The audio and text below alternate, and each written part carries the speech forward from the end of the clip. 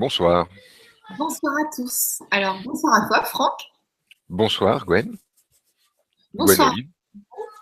On est ravis d'être avec vous. Et grâce à Franck et à vous tous, à nous tous, on va se révéler à nous-mêmes, tous ensemble. Voilà, est-ce que tu veux faire une introduction, quelque chose, capter l'énergie du groupe ou commence direct par des questions? Qu'est-ce que tu veux dire? Euh, non, je pense on va répondre aux questions comme elles viennent. Euh, je sais pas, le groupe résonne sur un besoin de tendresse. Donc, je sais pas, on va essayer de donner de la tendresse. D'accord. Je sais pas. On va essayer de la faire douce, celle-là. On va voir ce qui sort, mais le groupe est branché là-dessus. Bon, c'est un beau programme. Alors, on commence avec la première question de Alain, qui nous dit bonsoir à tous. Comment jouer ma propre note si je ne sais pas ce qu'elle est et comment la découvrir? Grand merci. Alors, ta note, tu es déjà en train de la jouer, parce que tu peux pas faire autre chose que jouer ta note. La note, c'est pas un espèce de truc. J'utilise pas le mot la note pour faire je déguise le mot talent ou spécificité comme si les gens avaient un truc spécial, une spécificité, un talent caché. Et puis moi, pour une question de sémantique, j'aurais caché ça en appelant ça la note. La note, c'est pas un truc spécial, c'est juste être toi. Donc, c'est pas un truc à découvrir, c'est un truc que tu le sais déjà en fait. C'est un truc à accepter, pas à découvrir. La note n'est pas un truc à découvrir, mais à accepter. Ta note, c'est toi, Alain. C'est qui tu es, qui tu vibres, ta façon d'être, le mec que tu es. Voilà, le truc pas complet, qui des fois est super cool, des fois moins cool, des fois tranquille, des fois moins tranquille, des fois aimant et des fois moins. Et c'est ce mec-là, c'est ça, en fait, la seule porte d'accès d'Alain vers l'autre Alain, celui que tu cherches, la seule porte d'accès vers votre spécificité merveilleuse, c'est de passer par votre ordinaire médiocrité. Et on va tous passer par là. On est tous obligés d'accepter le petit humain tout simple, tout bête, que vous connaissez déjà. Hein. Il n'y a pas un truc à découvrir. C'est pas euh, ah, dis-moi quelle est ma note que je puisse la vibrer. Non, non, tu es déjà en train de vibrer ta note. Vivre, c'est vibrer. On est déjà qui on est. C'est quand j'entre dans l'acceptation d'être ça que je trouve vraiment la porte qui mène éventuellement à autre chose. Et je peux pas emprunter cette porte dans le but de trouver le truc merveilleux derrière.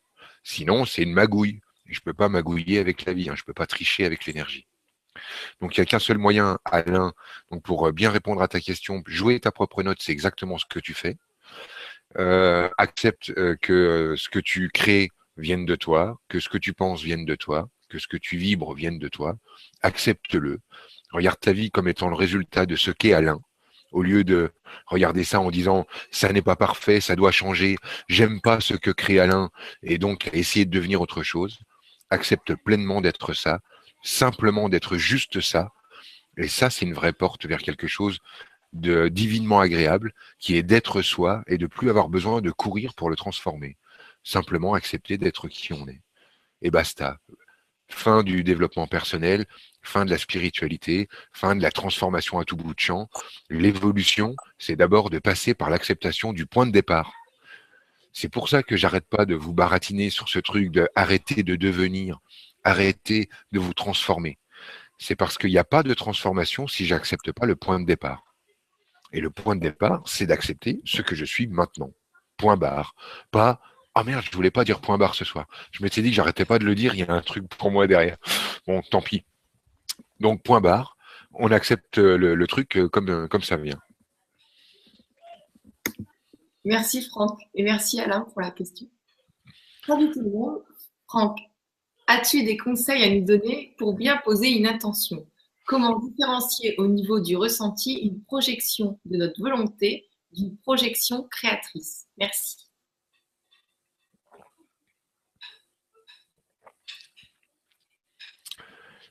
Et il y a évidemment pas la moindre différence entre une projection de volonté et une projection créatrice.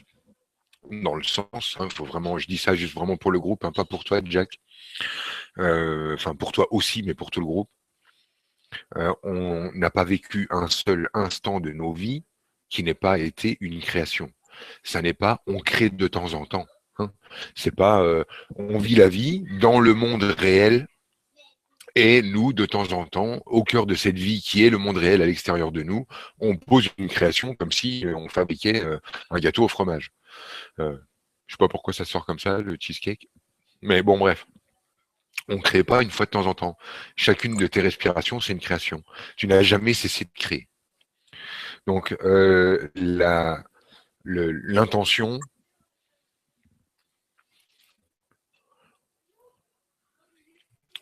c'est pareil. Si tu poses une intention qui est une intention pour devenir quelque chose d'autre, qu'est-ce qui va se passer?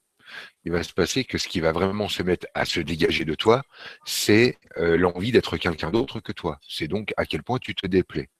Donc quand tu poses une intention pour devenir quelque chose, tu es en train de dire ce que je suis maintenant ne me convient pas. Et c'est souvent cette intention-là qui se met à primer.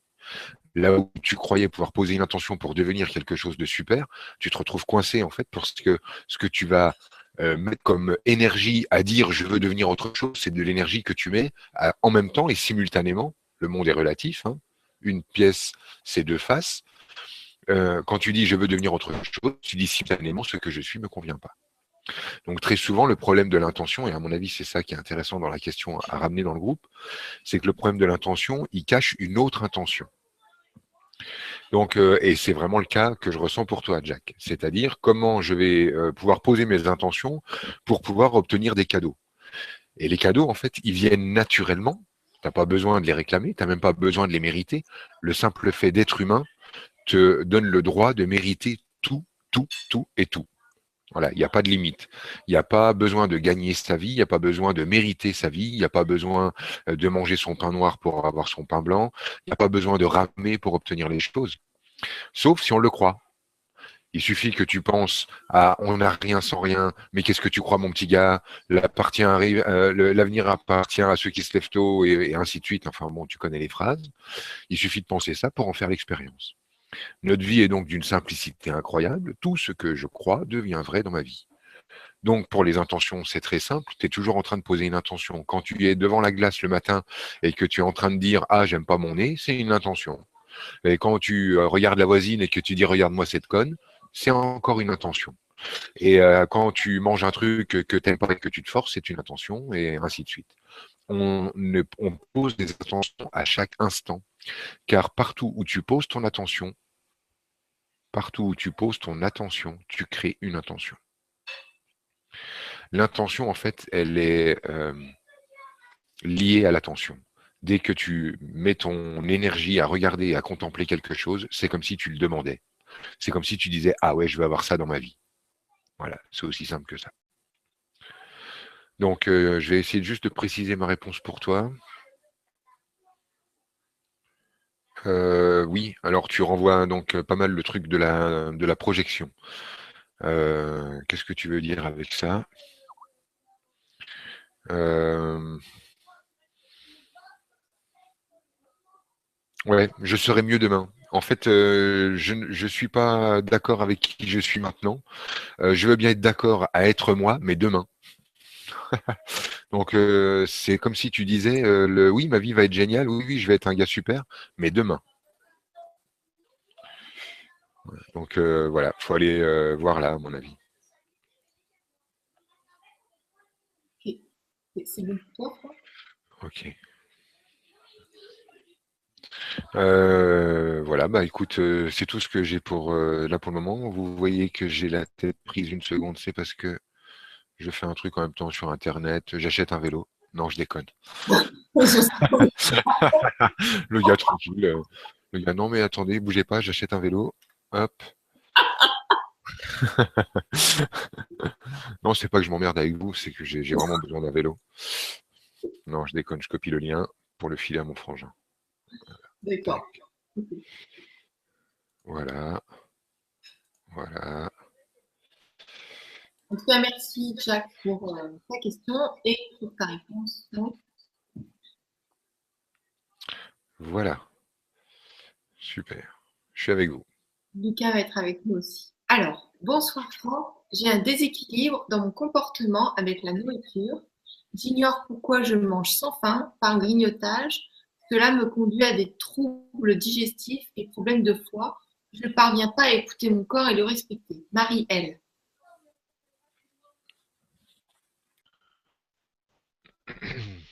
Ok.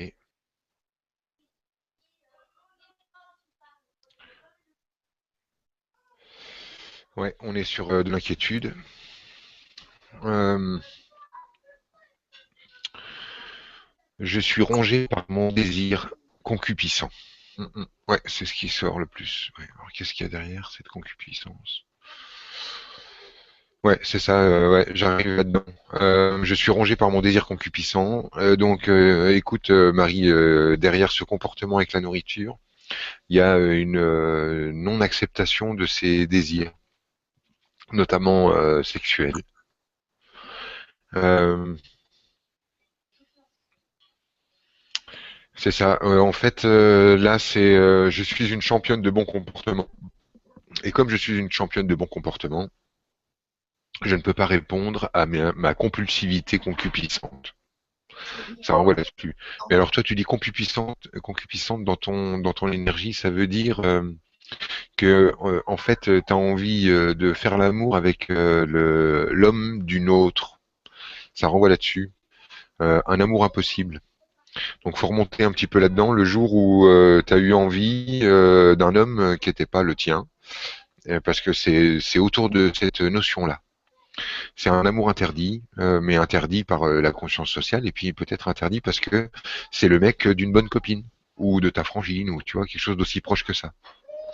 Parce que c'est ce que tu renvoies dans concupiscence, en fait, l'interdiction, une jalousie incestueuse. Donc, c'est quoi? Oui, ouais, non, j'arrive là-dedans. Voilà, c'est ma réponse pour toi, Marie. Moi, je tombe dans cette énergie-là.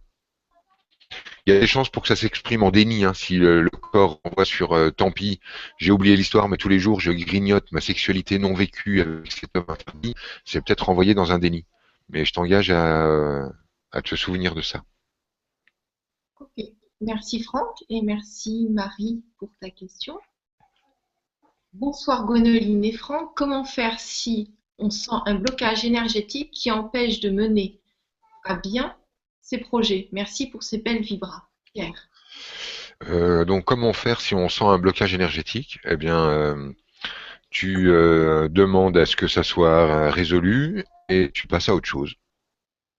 Voilà. Donc tu dis voilà, j'aimerais que ça soit levé, et puis tu reprends ta vie. Et tu vas voir que ta vie va t'amener la réponse. Voilà, dans l'heure qui suit, normalement, c'est la réponse arrive. C'est-à-dire que là, il se passe quelque chose qui te renvoie un miroir de ce que tu produis, ce que tu crées, et qui coince. Voilà. Donc c'est très simple. La solution donc à la vie, c'est vivre, hein, Pierre.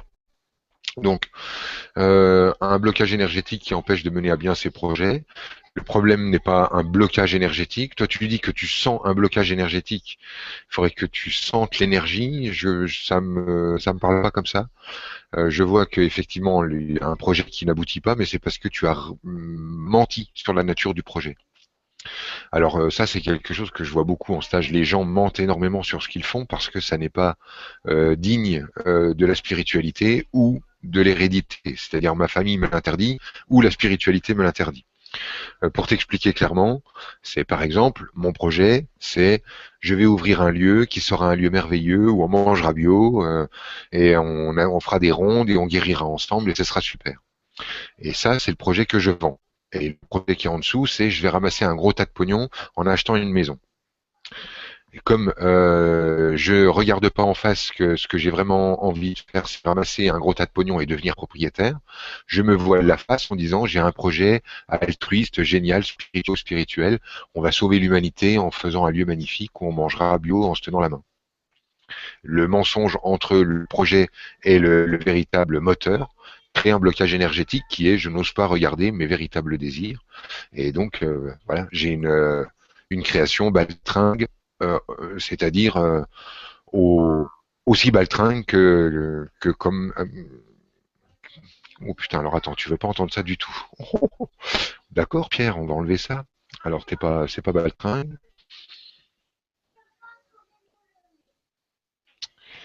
D'accord, ok. Ouais, non, mais je reviens quand même là-dessus, Pierre, sur de l'altruisme déguisé. Euh, accepte de faire les choses pour toi, rien que pour toi, en comprenant que de faire jouir un humain sur cette planète, c'est le seul moyen de faire jouir toute la planète. L'humanité, elle est dans ton cœur, elle est dans ton sein, Pierre. L'humanité, elle est à l'intérieur de toi. Fais jouir Pierre, mets-toi au service de Pierre, crée une vie rien que pour Pierre, et là, tu es au service de l'humanité. Mais si tu t'y prends à l'envers en disant je vais mettre l'humanité devant, et puis si pour Pierre il reste des miettes, je les ramasserai dans un élan d'héroïsme grandiloquent, tu vas dans le mur. Mets-toi au centre de ton projet, mets-toi au centre de ta vie, en comprenant que l'humanité est contenue à l'intérieur de toi, ça n'est pas toi qui es contenu dans l'humanité. Ah, bah voilà, comme ça tu veux bien l'entendre. Ok, merci. Merci Franck et merci Pierre. Christine qui nous dit: Je n'ai pas de désir sexuel. Est-ce ainsi ou puis-je être différente un jour? Bah, si t'as pas de désir sexuel, bah t'as pas de désir sexuel, t'es pas obligé. Moi par exemple, j'ai pas le désir d'avoir un bateau. Je peux avoir un thérapeute pour lui dire, docteur, je veux pas de bateau. Si les enfants veulent pas manger des épinards à la crème, dire, allô docteur, je veux pas manger des épinards à la crème. C'est ton choix et c'est tout, c'est ton choix. Euh, donc voilà, donc c'est ce que tu es pour le moment. Voilà. Pourquoi faut le changer? Tu aurais peut-être dû tourner ta question autrement, Christine. Je te réponds comme ça exprès. Je sais que je réponds à côté de la question, parce que la vraie question c'est j'ai le sentiment de ne pas pouvoir rendre mon homme heureux. Et là, c'est pas le même sujet. C'est pas à toi de rendre ton homme heureux. Euh, il va se rendre heureux tout seul. En plus, tu as des désirs sexuels.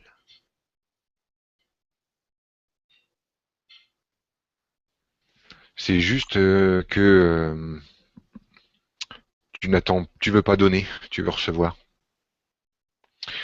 Tu veux d'abord qu'on te donne pour te dire bon, si vraiment on m'a bien donné, bon, allez, je donne un petit peu, c'est mon tour. Mais tu veux pas donner, tu veux recevoir. Et tu l'as pas identifié. Et j'en conviens, c'est pas facile à identifier. C'est aussi compliqué à identifier qu'à entendre. Je sais que ça ne fait pas plaisir d'entendre ça. Mais en fait, dans ton cas, moi, ce que je ressens, c'est ça.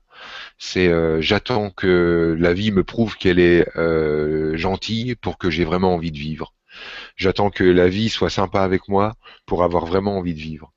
Seulement, la vie, on n'en a rien à cirer du tout. Donc, si t'as pas envie de vivre, bah tu vis pas. Et puis point barre, ça s'arrête là. Ah, deux fois, deux points barres. Et donc, ça revient vraiment là-dessus sur j'ai pas de désir sexuel. Bah voilà, t'as pas de désir sexuel. Tu aurais pu me dire j'ai pas envie de vivre ma vie. Bah oui, t'as pas envie de vivre ta vie. Et alors, bah la vie s'en fout, et moi aussi. Et tout le monde s'en fout. La vraie question, elle est de voir en fait qu'est-ce que toi tu as envie d'amener. Qu'est-ce que toi tu as envie d'amener dans ta vie? Qu'est-ce que tu as envie de te donner? Qu'est-ce que tu as envie de donner? Quand est-ce que tu ouvres tes bras? Quand est-ce que tu te lâches? Que tu oses dire ta beauté, ton amour, ta poésie, ta gentillesse, ta tendresse, plutôt que d'être toujours à contrôler qu'on ait le bon comportement avec toi pour voir si tu vas ouvrir la vanne de la gentillesse ou pas, ouvrir la vanne de qui tu es ou pas. Est-ce qu'il n'y a pas moyen de donner gratuitement, même si tu reçois rien, même si ça sert à rien, même si même si tu n'es pas utile? Ok. Je suis bien dans mon expérience. Là, je suis vraiment en train de me regarder pour te répondre ça, Christine. Hein, parce que c'est pour ça que j'avais envie de bouger de la tendresse aujourd'hui. J'avais envie d'être plus gentil avec vous. C'est parce que j'ai envie d'être gentil avec moi, gentil avec vous. Hein, c'est un peu le même truc. Mais j'avais envie d'aller dans cet axe-là.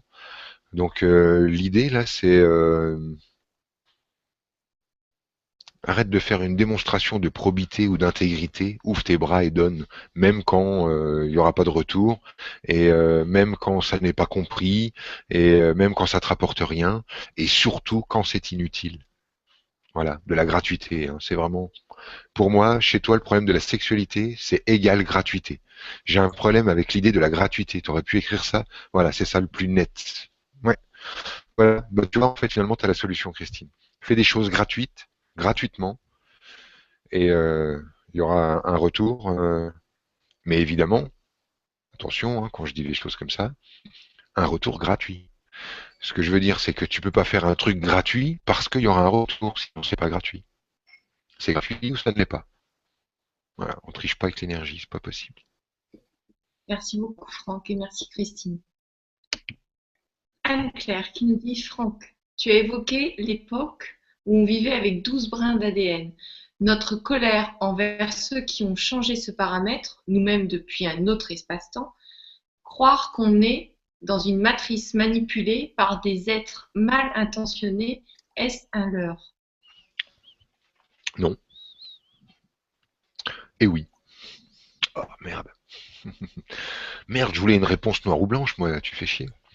En fait, c'est les deux simultanément. C'est les deux simultanément. Bon, alors après, nous, on a tendance, puisqu'on n'est que dans des mondes énergétiques, quand tu regardes ta vie aujourd'hui, tu regardes pas la réalité. Tu regardes de l'énergie, et le fait que tu le regardes, ça donne une forme à l'énergie. Donc, quand on parle de cette vie, elle est illusoire, sa réalité est énergétique, mais quand on regarde une vie parallèle, elle est tout autant illusoire. Sa réalité est tout autant énergétique.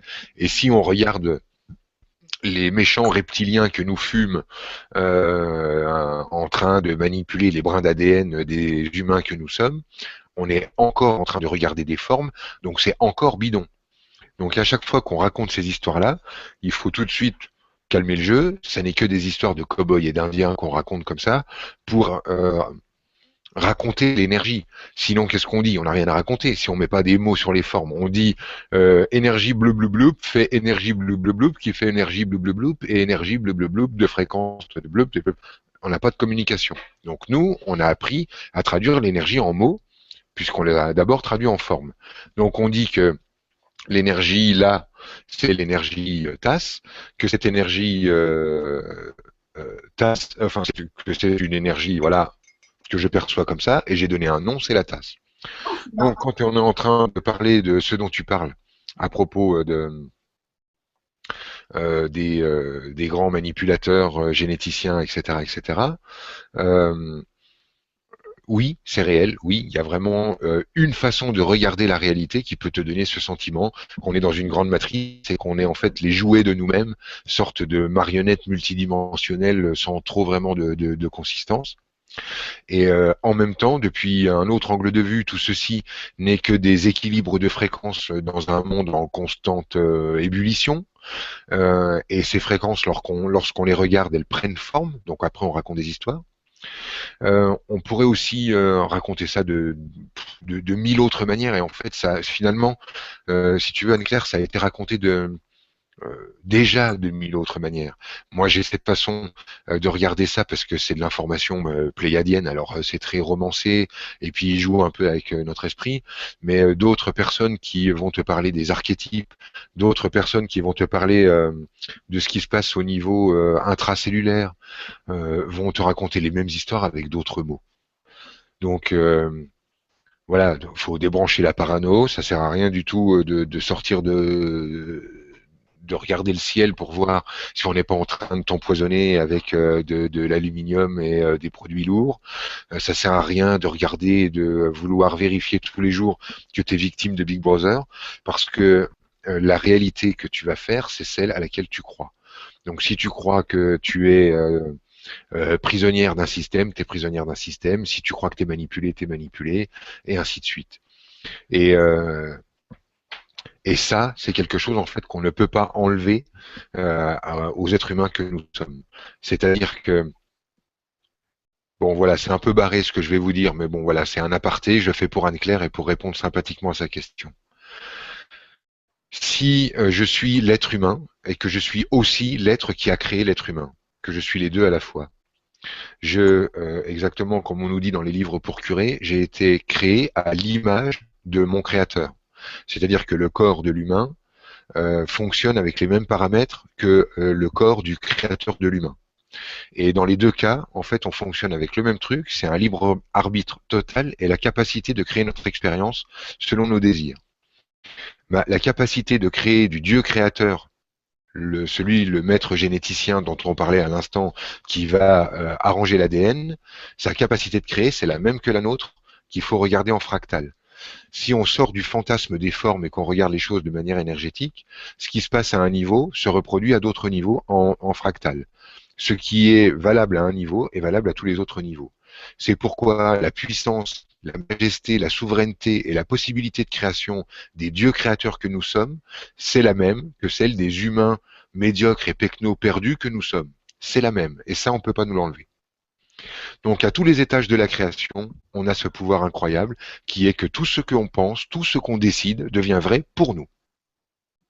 Ce qui est formidable, c'est qu'on peut même échanger ça dans un monde de réalité consensuelle sans que notre création empiète sur celle des autres. Elle s'imbrique parfaitement, mais chacun ne peut faire que l'expérience de ce qu'il crée au sein d'une création multiple.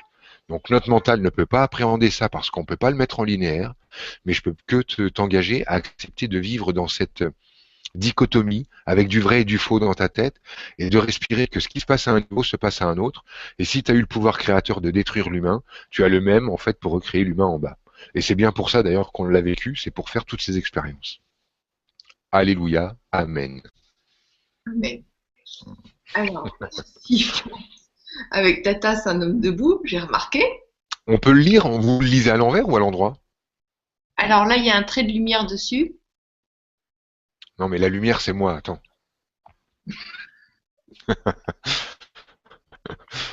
Non bah laisse tomber, on s'en fout. C'est tout, mais moi j'ai reconnu le logo. Voilà. Ouais, d'accord. Qui Ouais, je me suis dit super, je vais boire toute la soirée, je vais me faire de la pub. Non, je l'ai reçu aujourd'hui, j'ai fait des cartes chez Vistaprint, ils m'ont filé un mug avec. Ça a coûté une balle et comme ça je peux boire mon truc en me souvenant de qui je suis. C'est pas toi Au dessus. cas où j'ai des absences. Ouais. Alors, merci Franck pour la question et merci Anne-Claire. Josiane, t'as changé dans ton énergie, Franck. J'aime bien. Non, je module selon le groupe, Gwenoline. Comment? Je module selon le groupe. Pourquoi t'as envie que je vous engueule? Non, non, non, non, je trouve que c'est super sympa comme ça. J'adore. Bonsoir à... Non, parce que tu reçois mieux les choses. Bref. Bonsoir à vous tous. Lorsque j'ai un peu d'argent de côté, il arrive toujours un truc, panne de voiture ou imprévu, et je me retrouve toujours fauchée. Que se passe-t-il chez moi pour provoquer cela? Josiane. Oui. Oui, c'est parce qu'inconsciemment tu dois t'attendre, tu as le droit d'avoir de l'argent, mais t'as pas le droit d'en stocker. C'est une interdiction héréditaire. Ouais, c'est héréditaire. La bourgeoisie est interdite. Donc tu as le droit d'avoir de l'argent, mais t'as pas le droit d'en stocker. Sinon, en fait, t'es une bourgeoise et donc ton sang te l'interdit. En gros, en fait, pour te libérer de ce truc-là, tu dois accepter de trahir ton sang, c'est-à-dire de trahir la mémoire de tes parents. Alors, on est sur quoi? Des mémoires ouvrières, c'est ça. Donc, ouvrière, ça signifie dans ton énergie, Josiane, que tu as le droit de gagner de l'argent que si tu es utile et que si tu souffres. Ouais, c'est ça. Donc, tout ce qui arrive facilement et sans souffrir, c'est complètement interdit. Et en stocker, ça te fait changer de caste. C'est-à-dire que tu vas passer de l'ouvrière à la bourgeoise, donc tu trahis ton sang. Donc là, en fait, il faut le faire en conscience. Donc l'idéal pour le faire en conscience, c'est de poser un geste. Donc je m'engage à, par exemple, euh, dépenser de l'argent pour rien et gagner de l'argent en étant inutile. Alors comment tu peux te démerder? euh, Ce qui serait génial, c'est que par exemple, on te donne de l'argent pour faire quelque chose et que tu le fasses pas. Ouais, ouais, ça marcherait bien. Donc, genre, tu vas voir ta voisine et tu lui dis, si tu veux, je te taille ta haie, paye-moi, puis hop, tu le fais pas. Alors ça, ce serait idéal dans ton énergie. Là, tu trahis l'ouvrière, tu salis ton sang. Là, en une seule fois, je pense que tu réinformes vraiment l'être. Alors, ça peut paraître un tout petit peu brutal, mais c'est bien l'acte qu'il faut faire. En tout cas, si tu veux le faire en deux fois, j'accepte d'être inutile, j'arrête de vouloir tout le temps servir à quelque chose. Merci, Josiane. Et j'ai le droit de dépenser de l'argent pour rien. Donc, il faut acheter un truc complètement inutile dont tu vas jamais te servir. Et pas pour le donner aux voisins, pas pour faire plaisir aux enfants, machin. Un truc qui sert à rien, que tu vas foutre dans ton garage. Hein, voilà. Voilà ce que j'ai. D'accord, merci pour le stock. Merci Franck et merci Josiane. Je manque de confiance en moi. Peux-tu me conseiller sur le sujet? Merci Fanny.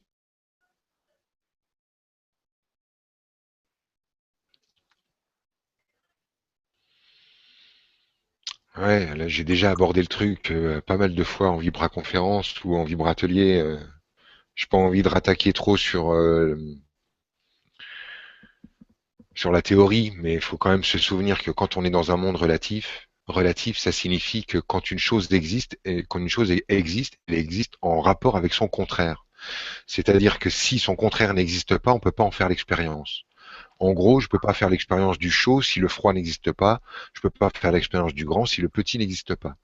Donc, si je veux faire l'expérience de la confiance, il faut d'abord que je crée un monde délétère, une ambiance toute pourrie.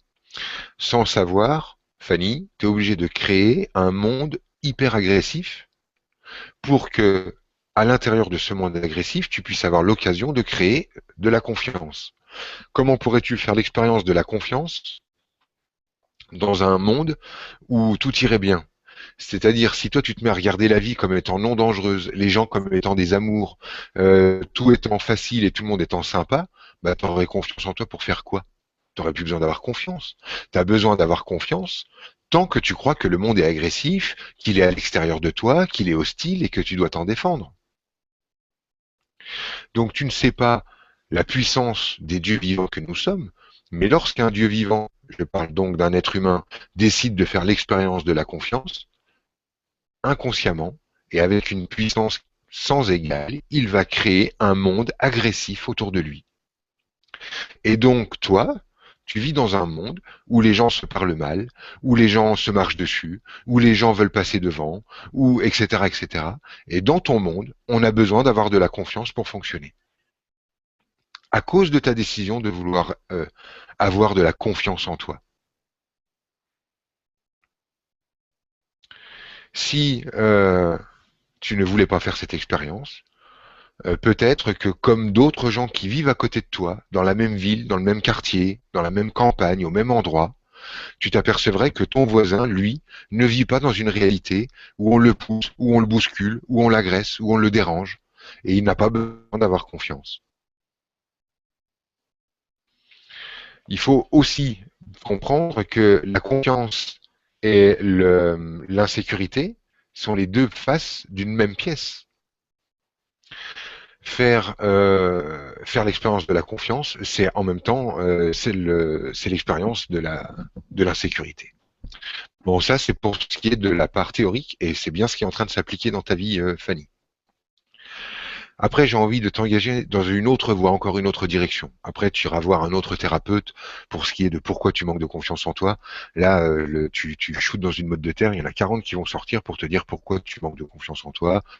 C'est les trucs de base. C'est parce que t'es pas assez grande, t'es trop petite, t'as un trop gros cul, t'as le nez pas au bon endroit, t'as ceci, t'as cela. On a tous 10 000 bonnes raisons. Ce sera facile à trouver. Mais j'ai envie d'ouvrir une autre piste. Par exemple, Fanny, tu peux repenser à ta question. Je manque de confiance en moi.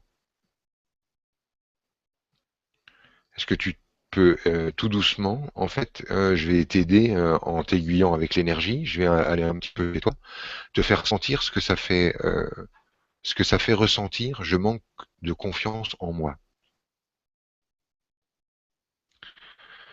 On est 7 milliards d'êtres humains, Fanny, environ. S'il y a une personne sur cette planète, une seule personne, en qui tu dois pas douter, jamais douter, c'est Fanny. Tu fais pas confiance en Fanny? Et à moi, tu me fais confiance? On se connaît pas? Tu m'as entendu parler 3 heures à la radio et tu viens me poser des questions comme ça? Fanny, c'est en toi que tu dois faire confiance.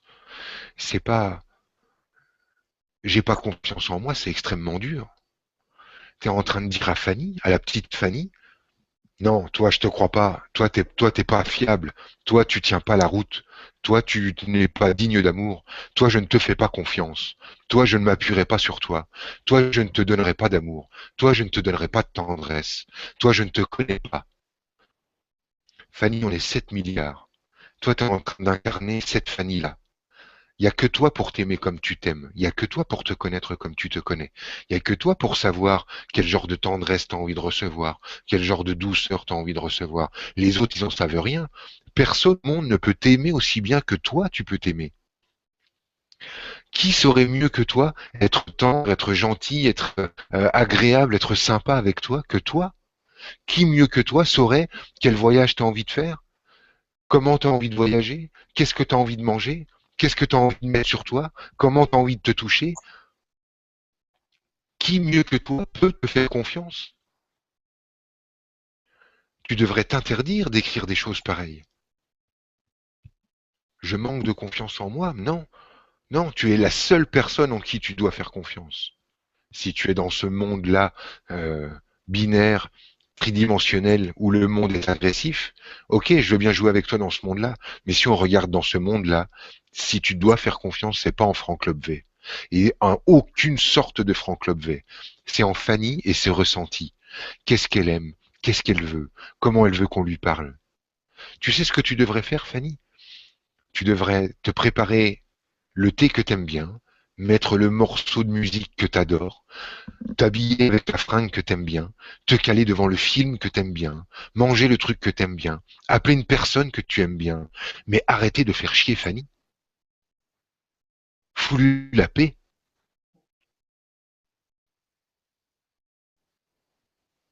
Faites tout ça là, derrière vos écrans. Je vous engage dans... Voilà, allez, on sort 2 minutes de la spiritualité. C'est vous qui vous connaissez. C'est vous qui savez en fait ce truc-là. Faites-vous confiance à vous.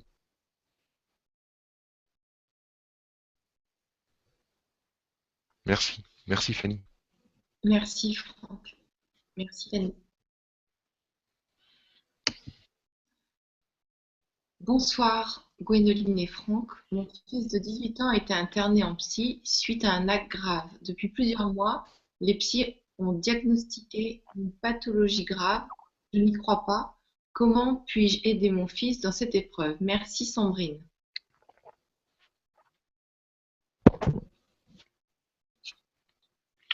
Bon, les médecins, ils ont dû mettre des mots, évidemment, parce que c'est leur boulot, et puis parce qu'en fait, s'ils n'arrivent pas à mettre un mot, ben, ils deviennent incompétents.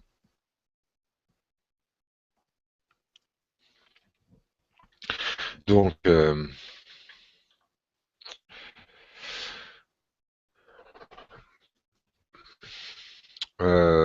non, je vais juste passer cette question, Sandrine, parce que en fait, c'est une question pour Franck. Donc, je peux, voilà, comment puis-je aider mon fils dans cette épreuve? Ne rejette pas en bloc ce qu'ont dit les médecins. Eux, ils ont une version. C'est peut-être pas complètement la vérité comme d'habitude. La vérité est faite de noir, de blanc, de vrai et de faux. Ils ont une des données. L'autre donnée, c'est un truc entre Franck et Franck. L'épreuve, euh, l'épreuve, en fait, tu dis comment puis-je aider mon fils dans cette épreuve? Son épreuve n'est pas la tienne. La tienne d'épreuve, c'est d'avoir un fils interné. Toi qui es interné. Donc lui, il a son épreuve et toi, tu as la tienne. Donc ce que je peux faire, c'est t'aider. Euh, c'est t'aider simplement à comprendre que tu n'as peut-être pas idée du raccourci que Franck est en train de prendre dans cette histoire-là. Tu sais pas à quel point, euh, tu sais pas ce qu'il est en train de faire. Et au lieu de d'être sûre et certaine que c'est dramatique, grave, que ça ne devrait pas arriver et que Dieu a fermé les yeux sur le problème et que tout ceci n'aurait pas dû avoir lieu, respire un grand coup et accepte de ne pas tout comprendre. Dans ce cas-là, Sandrine, il faudrait peut-être que tu vois comment tu pourrais euh, arriver à trouver le temps de lâcher un peu l'histoire énergétiquement, parce qu'il y a une telle intensité que je peux même pas me glisser là-dedans. C'est comme si, moi, quand j'arrive dans l'énergie que tu es en train de dire là, ce que ça allume un petit signal d'alerte à l'intérieur qui me dit tout ce que tu pourras dire sera retenu contre toi. Donc dans les cas-là, comme je suis un bon professionnel, je ferme ma gueule. Voilà, c'est de l'intrusion. J'ai rien à faire dans la structure de Franck qui m'a rien demandé. Des gros bisous, plein de compassion, et voilà, pleure un bon coup et occupe-toi de toi un peu. Voilà, va au cinéma, débranche un peu. Merci Franck et merci Sandrine pour la question. Je suis atteinte de fibromyalgie et mon corps n'accepte ni les ondes, ni la Wi-Fi, ni les produits synthétiques, chimiques et je me sens inadaptée à la vie sur Terre. Malgré mes recherches, je ne trouve pas la raison de cela ni la solution. Jocelyne.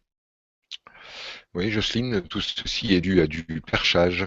C'est juste, tu lâches la spiritualité, tu ne mets plus les pieds chez un thérapeute, tu arrêtes les stages, tu poses et brûles tous tes bouquins de spiritualité, tu retournes au supermarché, marcher avec les gens, faire des courses, aller jouer à la pétanque, faire du vélo, te baigner, faire du jardin, et tu verras qu'il n'y a aucune de ces maladies.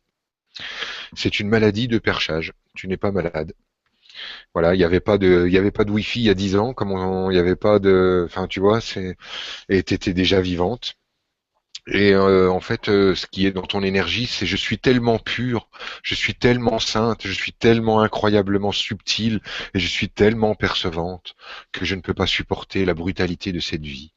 Le vrai truc qui est derrière, c'est j'ai de la haine pour les humains, j'ai de la haine pour l'humain que je suis, donc je me perche. Je me perche dans une version plus de moi, extrêmement spirituelle, extrêmement alambiquée, et je fais de moi un être qui ne supporte rien parce qu'en fait, il ne se supporte pas. Ça n'a rien à voir ni avec le Wi-Fi, ni avec les produits synthétiques, chimiques, etc. Je sais que tu as des preuves que quand tu touches un truc, ça te fait des plaques. Et depuis là où je regarde, et je le rappelle pour tous nos chers auditeurs, tout ce que tu crois devient vrai. C'est pas une formule, c'est là-dedans qu'on vit. On crée la réalité. C'est dans cette réalité qu'on vit. On crée des vrais événements, des vraies maladies, des vrais accidents de voiture. On crée des formes, on crée des bagnoles, des piscines et des fibromes. On crée tout. La matière n'est pas extérieure à nous. C'est pas parce que tu as des preuves que tu attrapes ceci ou cela et qu'on a la radio et la preuve et le diagnostic du médecin que ça signifie que tu ne l'as pas créé. Donc toi, tu regardes ce que tu as créé et après tu dis ah bah la preuve. Ah alors, tu vois bien. Et non, tu mets tout à l'envers là, Jocelyne. C'est d'abord toi qui crées. Donc la question, elle est pourquoi je crée que tout ce que font les humains me rend m'est insupportable. Et si on regarde ta liste, qu'est-ce qui crée? Les ondes, la Wi-Fi, les produits synthétiques et chimiques. Donc qu'est-ce qu'il y a? Tu es en train de dire, en fait, je suis une altermondialiste convaincue qui est persuadée que la pauvre maman Gaïa est en train de mourir et je veux lui faire un massage cardiaque parce que la pauvre, elle va plus respirer. Seulement les produits chimiques, les ondes, les produits synthétiques et la Wi-Fi, c'est Gaïa. La merde de chien, c'est Gaïa. Le pétrole, c'est Gaïa. Les chemtrails, c'est Gaïa. Monsanto, c'est Gaïa. Et les pâquerettes, c'est Gaïa. Donc on est partout sur Gaïa, c'est que du Gaïa. Et toi, tu as interprété un truc du genre. Toi, tu as interprété un truc du genre. euh, Ce que font les humains, c'est mal. Monsanto est un gros méchant. Les produits chimiques, c'est mauvais. Bouffons tous du chanvre. On va s'habiller avec des feuilles et on retourne dans la nature chanter en se tenant la main. Eh bien non, nous évoluons. Nous vivons dans un autre monde que ça. Et tu as la main, hein, c'est toi qui as la main. On a un corps qui est bien plus puissant qu'une onde Wi-Fi, un produit synthétique ou une onde radio. On a un corps bien plus puissant que ça. Et si tu dis je m'en fous, tu t'en fous et t'en fais l'expérience. Et si tu dis c'est grave et t'en fais l'expérience. Et si tu dis j'en meurs, t'en meurs et t'en fais l'expérience. Voilà, je suis vraiment désolé, Jocelyne, mais il faut que je te parle avec un peu de brutalité pour être assez désagréable pour que tu te rendes compte, faire réveiller chez toi la haine de l'humain, parce que comme tu m'aimes déjà beaucoup, en fait, tu vas te retrouver du coup en bug à l'intérieur. Merde, j'aime beaucoup cet humain et je le déteste à la fois. Et puis il y a aussi le fait que voilà, tu oublies d'aller regarder que tu t'es perché juste au départ à cause d'une histoire d'amour qui a mal tourné, Jocelyne. Donc si ton ex n'avait pas été baiser la voisine, tu serais pas devenu allergique à tout ça. Donc il faudrait peut-être un petit peu redescendre et voir comment je ne supporte pas d'avoir été trahi par l'amour m'amène aujourd'hui dans un truc tellement perché que je crois que je suis une sainte qui ne supporte plus la planète. Aïe aïe aïe. Aïe aïe aïe. Non, là c'est une erreur, hein, erreur de diagnostic, Jocelyne. Voilà, c'est j'ai peur de l'amour, pas j'ai peur des ondes.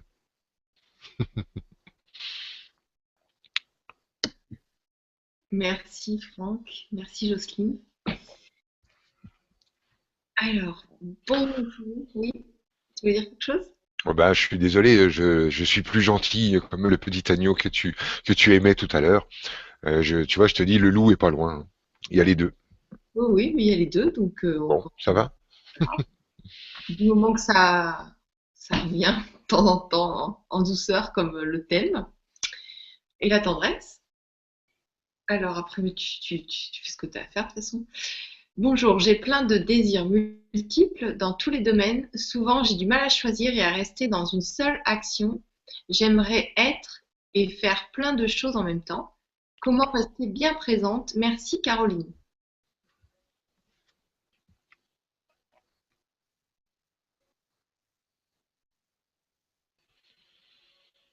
Mhm. Ouais, ouais, ouais, ouais, ouais. Ouais, alors écoute, Caroline, je te sens pas. C'est pas très clair en fait tout ça.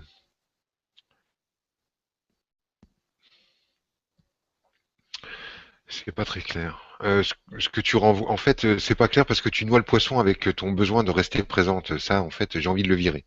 C'est-à-dire, si je garde ta question en enlevant le comment rester bien présente, parce que moi, je vois aucun intérêt à rester bien présent, vu que tu as aucune solution, mais alors aucune pour être autrement que présent.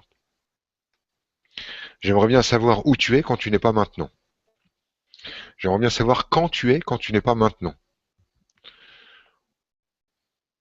Je voudrais rester bien présente. Pas de problème, tu l'es. Tu pourrais même pas en sortir. Tu voudrais sortir de la présence que tu serais bien emmerdé. Je fais exprès de reprendre à contre-pied les non-sens de la néo-spiritualité. Parce que ça commence à fatiguer en fait ces trucs-là. On doit rester bien présente. Parce que sinon, tu comprends, tu es toujours dans une projection, tu n'es pas ici. En fait, quand tu es en train de rêver au futur, tu es maintenant en train de rêver au futur. Et quand tu es en train de tourner ton passé en boucle dans ta tête, tu es maintenant en train de tourner ton passé en boucle. Donc du maintenant, tu ne peux pas t'éloigner. De la présence, tu ne peux pas sortir. Et la question que tu poses, elle est plutôt bizarre. Elle me renvoie à est-ce que je dois faire une vie de star ou est-ce que je dois faire une vie de maman? Et j'ai l'impression qu'en fait, tu as l'air de noyer aussi le poisson avec j'ai plein de choses à faire, mais en fait, j'ai plein de choses à faire entre ma réussite et la vie de maman. Pour moi, c'est ce que tu me renvoies bizarrement. Comme si une vie de maman, ça pouvait pas être une réussite, ou comme si la réussite, ça pouvait pas être une vie de maman. Voilà ce que je ressens derrière ta question, Caro. Je me sens vivante que lorsque j'aide les autres, et lorsque je m'aide moi, je meurs. Qu'est-ce qu'il y a? Ah oui, oui, je me. Ah oui, d'accord. Ma façon de m'aimer, c'est de me détruire. Donc en fait, je dois aimer les autres pour me construire. Ok. Qu'est-ce qu'il y a autour de ça? C'est un altruisme obligatoire qui est dû à quoi? Alors pourquoi tu te crois absolument en fait ta vie n'a pas de sens si tu tiens pas la main des autres. C'est une peur du néant. J'ai peur du vide. Je suis suspendu dans le rien, donc je dois tenir la main des autres humains. Ok. Ok. Tu peux fermer les yeux une seconde, Caro?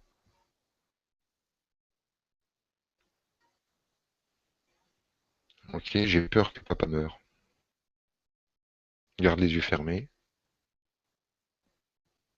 Voilà. J'ai peur de la transmission interdite. Je dois réussir mon cadeau à transmettre. D'accord? On annule ça. Ouais, ça se libère derrière. Ah, il y a maman qui est en colère du coup, donc je. Ouais, ok, l'idée là, ce serait de taper du pied de façon à dire à maman, je fais ce que je veux, fais-le, mais mode caprice, je tape du pied.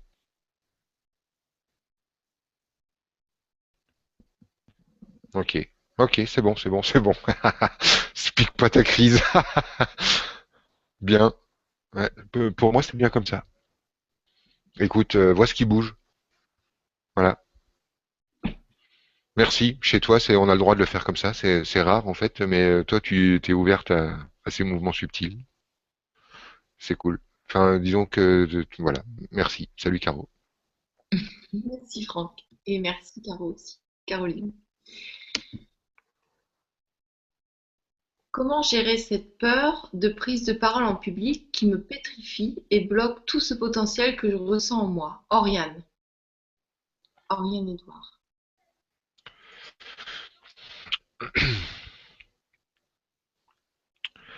Euh,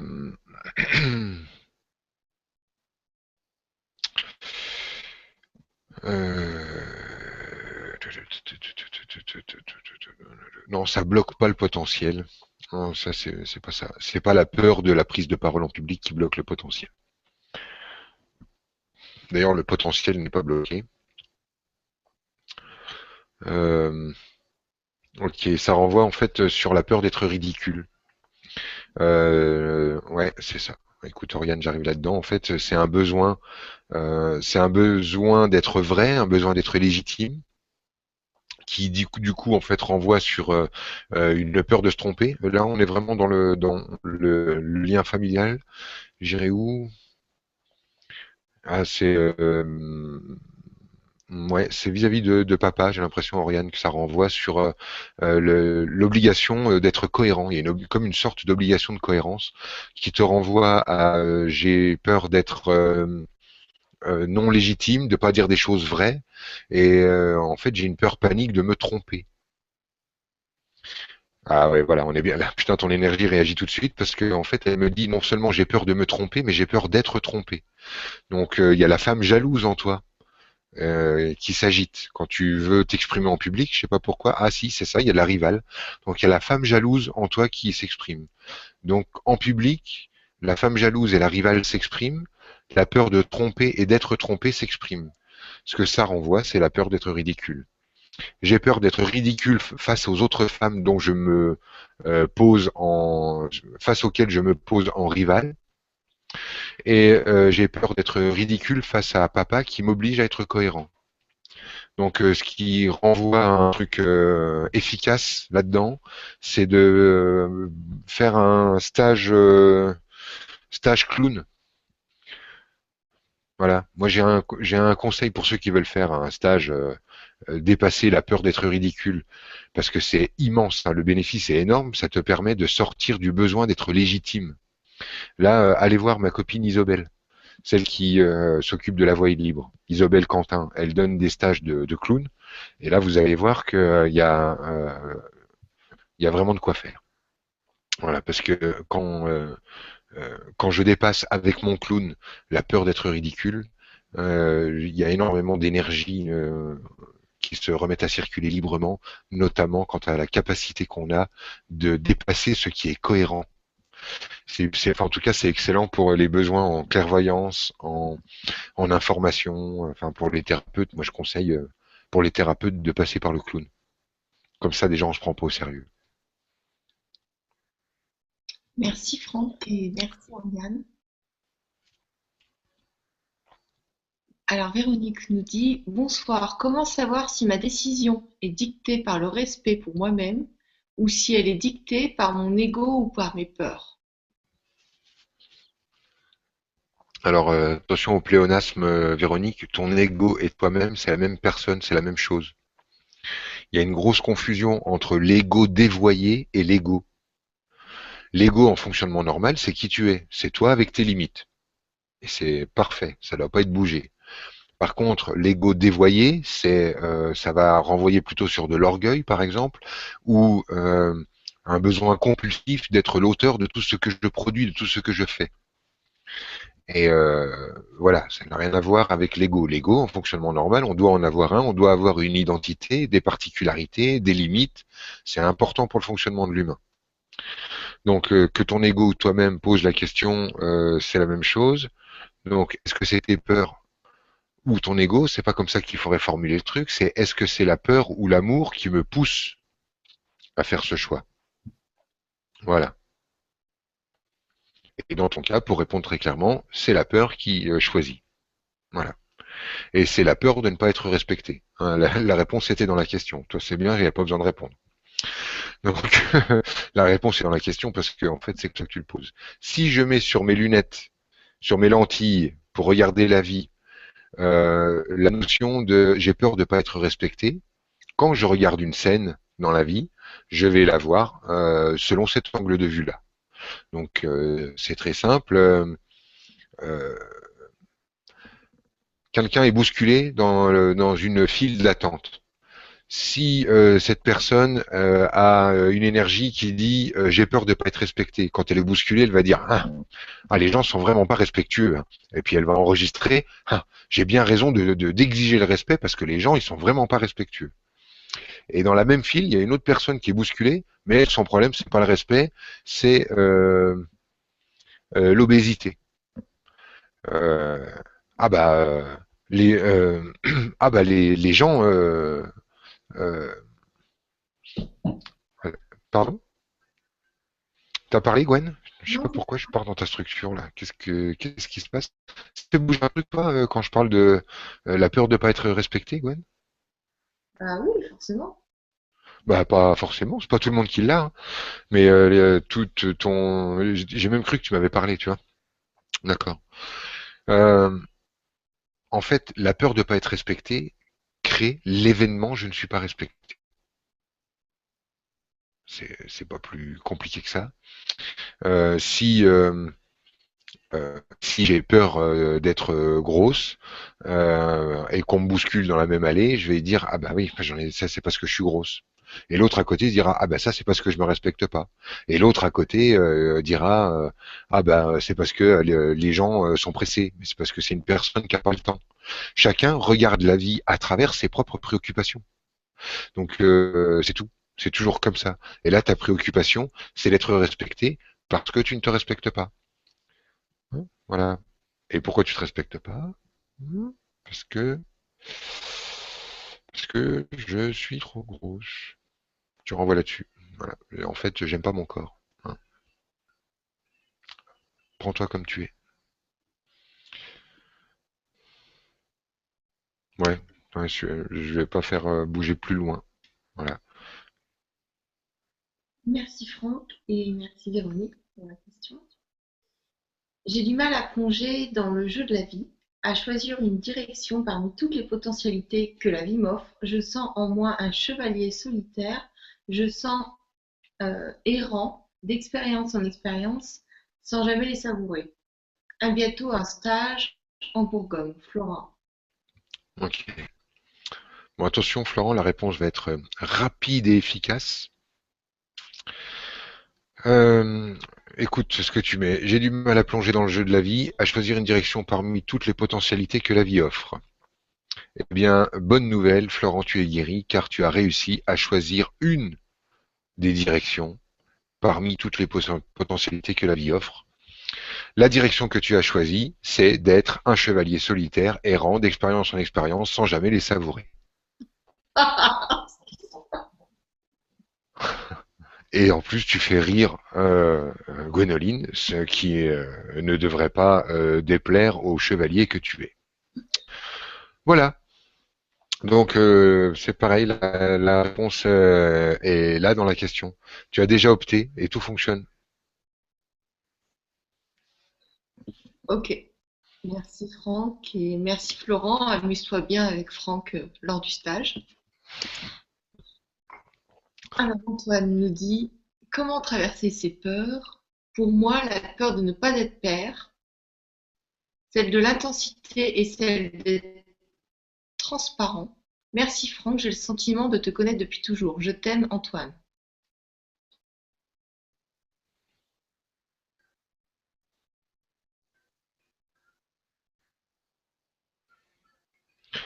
Antoine, ta peur de ne pas être père et ta peur d'être transparent résonnent sur le même truc. C'est comme si d'être père allait enfin pouvoir te mettre en lumière. Ok. La peur de l'intensité chez toi, ça résonne sur la peur du conflit, non pas la peur de la joie, mais la peur du conflit. Ce qui renvoie aussi sur ton sentiment d'être transparent. Je te sens écrasé justement sous un papa énorme. J'ai même le sentiment que ça renvoie sur un papa qui est fier de son sang, avec une hérédité trop importante, et que toi en fait tu n'arrives pas à supporter le poids de ton hérédité, comme tu n'arrives pas à supporter le poids de ton nom. Donc c'est pour ça que devenir père chez toi dans ton système et comme dans la plupart des autres, devenir père c'est tuer le père. Ça te permettra, ça te permettrait de t'alléger si tu veux. Donc voilà comment traverser cette peur-là. On va travailler dans le truc avec le père et on va pas le faire comme ça en vibratelier. Juste tu vas te servir de ce que tu es en train de faire bouger maintenant. Euh, Tout en comprenant un truc sympa quand même dans tout ça, Antoine, c'est que les peurs sont le meilleur guide pour trouver l'amour pour soi. Quand une peur en fait se présente, c'est plutôt un bon signe. L'idée ce n'est de fuir ses peurs ou de ne pas avoir de peur. C'est comme si on voulait d'un seul coup fonctionner en aveugle. C'est parfait d'avoir des peurs parce qu'elles te disent tout simplement bah, où est le chantier du moment, là où il est intéressant d'aller regarder, d'aller se voir et d'aller bouger quelque chose. Et c'est toujours dans le sens de ta plus belle réalisation. Donc voilà, n'essaye pas de te débarrasser de tes peurs. Et pour la traverser, celle-là, va falloir la regarder en face, celle de d'accepter de trahir papa d'une double façon. Déjà en acceptant d'être comme lui, ce qui est un petit peu digeste de là où tu regardes, mais va bien falloir le regarder. Tu as cette même exigence et cette même dureté en toi. Et en même temps, accepter de le trahir en parce que là c'est ça hein, l'interdiction tu veux absolument être père parce que tu as une obligation inconsciente d'agrandir le patrimoine familial, ouais, familial. Donc c'est là-dessus que qu'il faut bouger et ça je peux pas le faire sans toi. Non, je peux moi non. Enfin, disons que je veux pas le faire sans toi parce que je suis pas avec toi pour la suite là. Qu'est-ce que j'ai le droit de faire bouger? Non, non, j'ai que des trucs que j'ai pas le droit de faire bouger avec toi, Antoine. Donc voilà, désolé, mais en tout cas c'est là qu'il faut, c'est la piste quoi. Voilà, c'est la piste. Désolé. Alors juste pour expliquer à tout le monde, quand j'ai l'information que j'ai pas le droit d'avoir l'information, c'est que il y a des informations qui nous sont cachées et c'est judicieux. Et il y a des informations où c'est encore plus tordu que ça. C'est je dois dire que j'ai pas le droit de l'avoir pour avoir le droit de l'avoir. Et c'est quand je dis j'ai pas le droit de l'avoir, hop, ça s'ouvre dans la structure et d'un seul coup, il fallait que je dise ça pour que ça s'ouvre. Donc parfois je joue avec ça et là c'est pas le cas, c'est quelque chose que j'ai pas le droit de toucher. C'est un empilage héréditaire avec des énergies au-dessus et tout le tralala. C'est assez simple, mais je crois on se croisera un de ces quatre, Antoine, puisque tu m'aimes. Mm. C'est beau. C'est beau. Bonsoir, si nous sommes créateurs, merci à tous les deux. Et bonsoir, si nous sommes créateurs, à quoi servent nos guides? Merci Sylvie.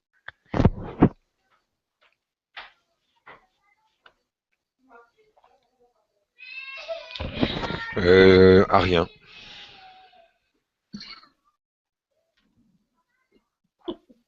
Voilà. Mauvaise réponse. On a tellement l'habitude en tant qu'humain, mais c'est tellement pris dans notre tête qu'on doit servir à quelque chose, quoi. Que tout ce qu'on regarde et tout ce qu'on comprend doit servir.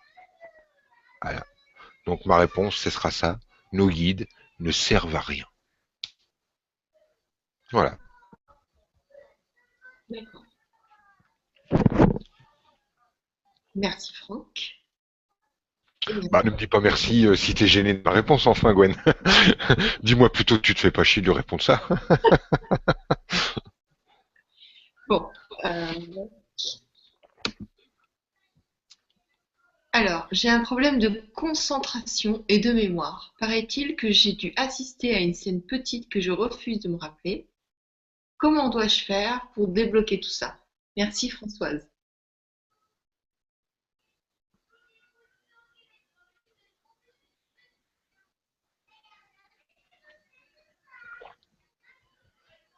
Désolé, Françoise, j'arrive pas là-dessus. Pas de problème de concentration, pas de problème de mémoire. Non, j'ai peur d'être bête. Voilà ce que je trouve. J'ai peur d'être conne. Voilà ce que je trouve. Voilà, donc arrête de te comparer et je pense que ton problème est réglé. Je trouve rien de tout ça, ni le problème de concentration, ni le problème du mémoire. Et quant au trauma petite, pas dans ces conditions. Enfin non, ça, enfin pour moi, de là où je regarde, j'ai pas la science infuse. Tu n'as que le point de regard de Franck Lobvet. Depuis là où je regarde, c'est pas ça. Pour moi, c'est je me crois trop nul, trop conne. Je me sens pas assez lettré, j'ai pas assez étudié et je me juge de ça. Et je me compare trop. Ouais, c'est ça. C'est tout ce que j'ai. Ok, merci Franck, c'est déjà bien. Et merci Françoise. Alors, bonjour à tous. Je vis des angoisses très fortes depuis 4 ans qui mènent à une dépersonnalisation très intense, souffle coupé, vision floue, sentiment de vide, souffrance intérieure. J'ai vu psychologue, psychiatre, énergéticien, sophrologue, je trouve. Bon, il n'y a pas de suite. Johan, la question était longue, donc ça a dû couper. Ouais, ouais, ouais, bah oui, la question est longue, ouais. Ben écoute, Johan, enfin déjà pour tout le monde, on saura que la dépersonnalisation très intense, parce qu'on savait pas que ça existait, mais là maintenant on sait que ça existe. On saura c'est quand on a le souffle coupé. On saura que c'est quand on a la vision floue et le sentiment de vide. Hein. Ça c'est la dépersonnalisation. Donc je pense que quand on a le souffle coupé, on perd sa personnalité. Ah, oups, je me suis dépersonnalisé. Attends, Gwen, je me remets dans ma personnalité parce que je m'étais décalé d'un coup. On est en train de déconner parce que je crois que Johan, en fait, ce qu'il faut, c'est peut-être mettre de l'humour sur tout ça. Ça sent un tout petit peu le trop sérieux, hein, toute cette histoire-là. Et dommage qu'on n'ait pas la fin de la question, hein, parce que tu n'auras pas la fin de la réponse. Euh, non, là, c'est trop vache. Alors, attends. Alors, les angoisses très fortes depuis 4 ans. Non, non, non, non, non, et non, j'arrive pas là-dedans non plus. Je suis désolé, hein, moi je branche l'énergie et l'énergie me dit non, bah non, non, je ne vis pas des angoisses très fortes depuis 4 ans. Non, non, c'est pas comme ça que ça se renvoie. C'est euh, je crie au secours depuis un moment, ouais, ça c'est vrai. Et je crie au secours pour intéresser maman. En fait, je crois, j'ai peur que maman meure. Moi j'ai ça, Johan. Je suis désolé. Pour moi, en fait, on est sur une crise de panique, de j'ai peur que maman meure. Donc, je me roule par terre à arrêter de vivre pour que maman soit en vie à s'occuper de son petit garçon. Voilà. Comme je suis un être exceptionnel, j'ai des maladies exceptionnelles que les médecins ne peuvent pas. Hein, donc, psychologue, psychiatre, énergéticien, sophrologue. Donc, les thérapeutes ne peuvent rien comprendre puisque tu as un truc tellement exceptionnel qu'il faut quelqu'un de vraiment très, très exceptionnel pour comprendre ton problème. Je pense au Christ. Moi, je pense va voir le Christ. Parce que là, psychologue, psychiatre, énergéticien, sophrologue, moi, tu sais, je suis un peu de toutes ces cartes-là, Johan. Et je pense que là, pour un être tel que toi, qui se dépersonnalise à l'envie, il faut aller voir le Christ. Donc le mieux, c'est une église, une croix, et vas-y, tu poses ton sac, voilà. Et fais-le pour de vrai, hein. Tu écris tout sur un mot, tu prends ton carnet, t'écris tout ton truc de dépersonnalisation, là, tac, tu vas le foutre sous la croix et t'attends de voir ce qui bouge. Voilà, parce que voilà, je suis sincère en plus, hein. Je sais que j'ai mon ton moqueur et tout ça, mais c'est en plus ce que je ferais. Voilà. Johan, vraiment tout ça se passe comme ça parce qu'il faut mettre de l'humour sur tout ça, quoi. Là, c'est vraiment vraiment trop sérieux, hein. Voilà. Quand tu balances, je vis des angoisses très fortes depuis 4 ans, on dirait que tu baignes dans l'angoisse en permanence, hein. Relativise, hein.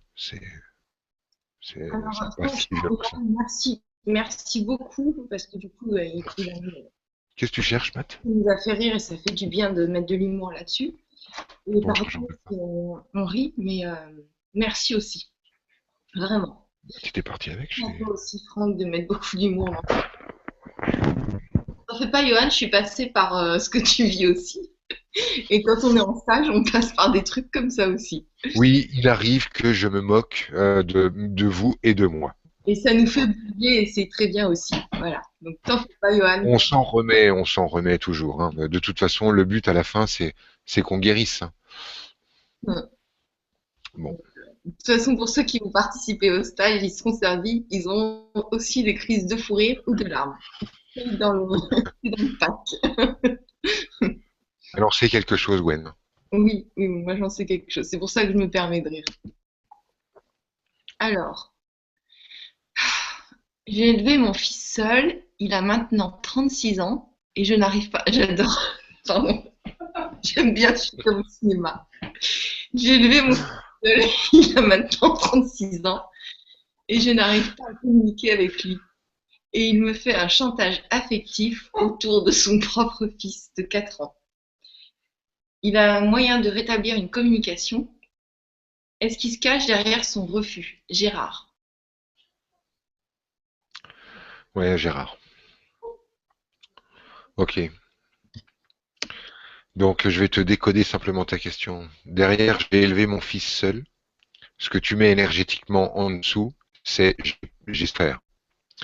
Il a maintenant 36 ans. Ce que tu mets énergétiquement en dessous, c'est euh, il est à un âge où il devrait me rendre ce que je lui ai donné. Je n'arrive pas à communiquer avec lui. Ce que tu mets énergétiquement en dessous, c'est il ne n'écoute plus les ordres que je lui donne. Il me fait un chantage affectif, ça résonne sur je fais du chantage affectif. Autour de son propre fils de 4 ans, ça dit mon fils a souffert de la façon dont je l'ai élevé et tente de protéger son propre fils de mon action qu'il considère comme étant nocive. Donc ton fils est en train de protéger son fils de ton rayon d'action car tu as une façon d'interagir avec lui qu'il sent comme étant trop prégnante. Y a-t-il un moyen de rétablir une communication? Oui, en arrêtant de donner des leçons, en arrêtant d'avoir raison à tout bout de champ, en arrêtant de faire une démonstration de sagesse à chaque fois que tu ouvres la bouche. Arrête d'avoir raison, arrête de le protéger, arrête de toujours mieux savoir ce qu'il faut faire, arrête d'essayer de lui mettre des matelas sous les fesses pour que la vie ne l'abîme pas. Laisse-le vivre les chaos, laisse-le se cogner, laisse-le se blesser, fous-leur la paix, pense à autre chose, pars en voyage, trouve-toi une nana, vis quelque chose, mais lâche la grappe à ton fils et à ton petit-fils. Tu ne pourras pas vivre par procuration toute ta vie sur la blessure de l'abandon que tu as vécu lorsque tu as dû l'élever tout seul. Tu pourras pas construire toute ta vie sur le héros que tu as été à tenir ta vie à bout de bras. Sinon, tu seras un ancien combattant et tu seras emmerdant, Gérard. Tu nous feras chier quand tu nous raconteras tes histoires. On n'aura plus envie de passer du temps avec toi. On n'aura pas envie de se marrer avec toi. On n'aura pas envie de déconner avec toi parce que tu seras chiant, parce que tu seras un ancien combattant avec la bouche remplie de tout ce que tu as fait, de tout ce que tu assures, de tout ce que tu as compris, mais tu auras perdu le sens de ton humain. Donc lâche l'ancien combattant, arrête avec ta vieille bataille, t'as fait ce qu'il fallait, t'aurais bien besoin de pleurer un bon coup, et occupe-toi de toi. Laisse-les grandir un petit peu, ton fils il va pas s'envoler, t'es pas mort. Donc occupe-toi un peu de toi et tout va se recaler dans le bon sens, Gérard. Voilà ce que je peux te dire avec tout le respect que je te dois. Merci Franck et merci Gérard. Émilie nous dit bonsoir lors d'une lecture d'âme. Me concernant, un thérapeute m'a parlé d'une jumelle, syndrome du jumeau perdu, lorsque j'étais dans le ventre de ma mère, qui me parasitait mon énergie. Que dois-je faire? Merci. Alors déjà, tu dois arrêter d'aller voir des thérapeutes qui font de la lecture d'âme, hein, parce que l'âme, c'est pas un bouquin.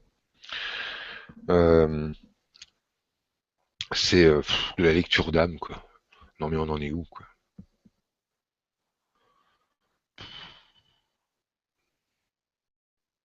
De la lecture d'âme. Il y a quoi à lire dans une âme sans déconner, là? Dans quoi on part? Qu'est-ce qu'on veut entendre? Y vois dans ton âme que tu es grand, grand sorcier, que toi, énergie surpuissante, que tu ne peux pas l'utiliser, car cette énergie, si tu la prends, tu vas trop transformer toute la planète, toi, Jésus-Christ. C'est quoi ces conneries? Après, tu peux pas me ramener cette question comme ça, Émilie, tu déconnes. Une lecture d'âme. Puis en plus, avec un thérapeute qui, lorsqu'il est perdu, t'invente que t'es parasité.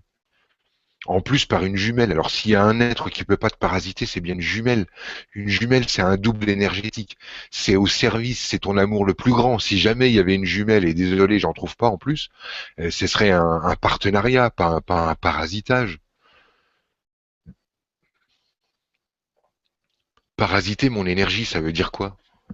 On vit dans un monde où on roule dans des bagnoles, il y a des ondes partout, on bouffe dans des micro-ondes, de la bouffe de la viande qui a été abattue avec violence, des légumes nourris aux saloperies, et on vient de parler de une sœur jumelle qui parasiterait mon âme. Mais on redescend quand là? Sans déconner les gars. Déjà on fait attention à ce qu'on bouffe, on fait attention à ce qu'on dit, un minimum. Et après on verra si on se sent encore parasité.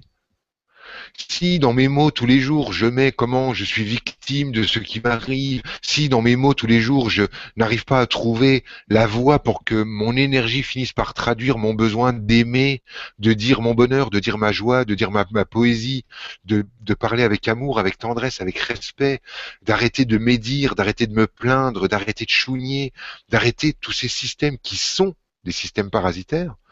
Si déjà j'arrête ça, mais la vie va changer. De la lecture d'âme. À quand la lecture dans les orteils? La lecture d'âme. Il n'y a rien à lire dans les âmes. Je suis désolé vraiment pour la redescente, il n'y a rien à lire dans les âmes. Vous voulez, c'est simple, on va en faire là, tiens, on va faire de la lecture d'âme. Comme ça, le groupe va être content. Vous payez pas pour rien. On déconne, hein, vous avez tout. Hein. Vous payez pas pour rien, là, je vous le dis. Lecture d'âme. Allez, hop, c'est parti.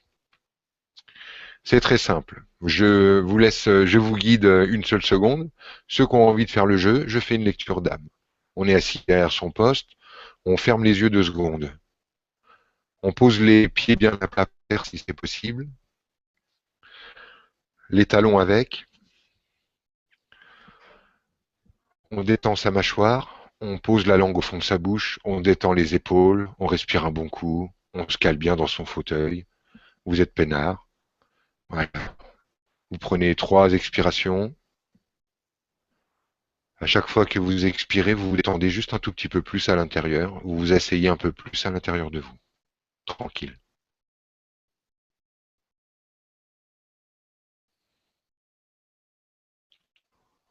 Ok. Là, vous êtes tranquille, vous êtes à l'intérieur de vous. Vous allez simplement imaginer qu'une sphère dans le centre de votre cœur, au milieu de votre poitrine, de la couleur que vous voulez, de la taille que vous voulez, se met à communiquer simplement avec votre énergie à l'intérieur de vous. Vous n'êtes pas censé sentir quelque chose pour le moment, on va l'activer. Vous vous respirez tranquille, vous vous laissez faire, vous vous laissez guider. Voilà.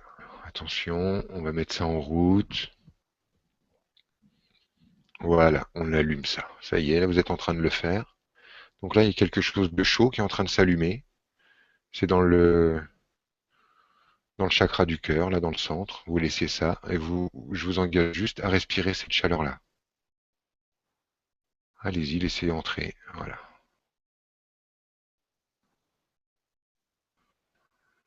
Voilà. Vous restez simplement un petit peu dans cette énergie, en comprenant que ce que vous êtes en train de faire, c'est simplement de contacter le sentiment qu'a votre âme pour votre part physique. Et là, vous pouvez simplement vous laisser toucher par la simplicité, la tendresse, comment cette part de vous vous connaît, comment cette part de vous sait vous. Vous n'êtes pas à l'extérieur de votre âme. Vous n'êtes pas séparé de votre âme. Vous êtes votre âme.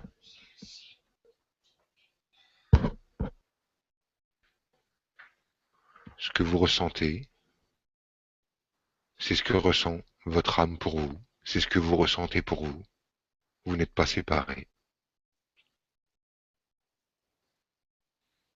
Vous êtes capable de vous aimer comme des grands. Vous êtes capable de vous laisser toucher par vous-même, simplement comme ça. Aussi simplement que ça. Pas besoin d'en faire un pataquès. Je ferme les yeux. Je me détends.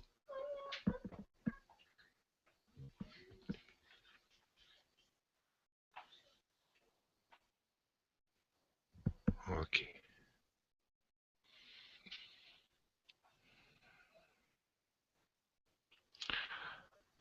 Tu vois, Émilie, et vous voyez, je vous engage à revenir dans votre salon, à redescendre, on rouvre les yeux. Le, la spiritualité n'est pas un truc mystique, c'est un truc de sensation. Je ferme les yeux, je me mets au calme, il y a une sensation qui naît, cette sensation, c'est un truc entre moi et moi. C'est un échange entre moi et moi.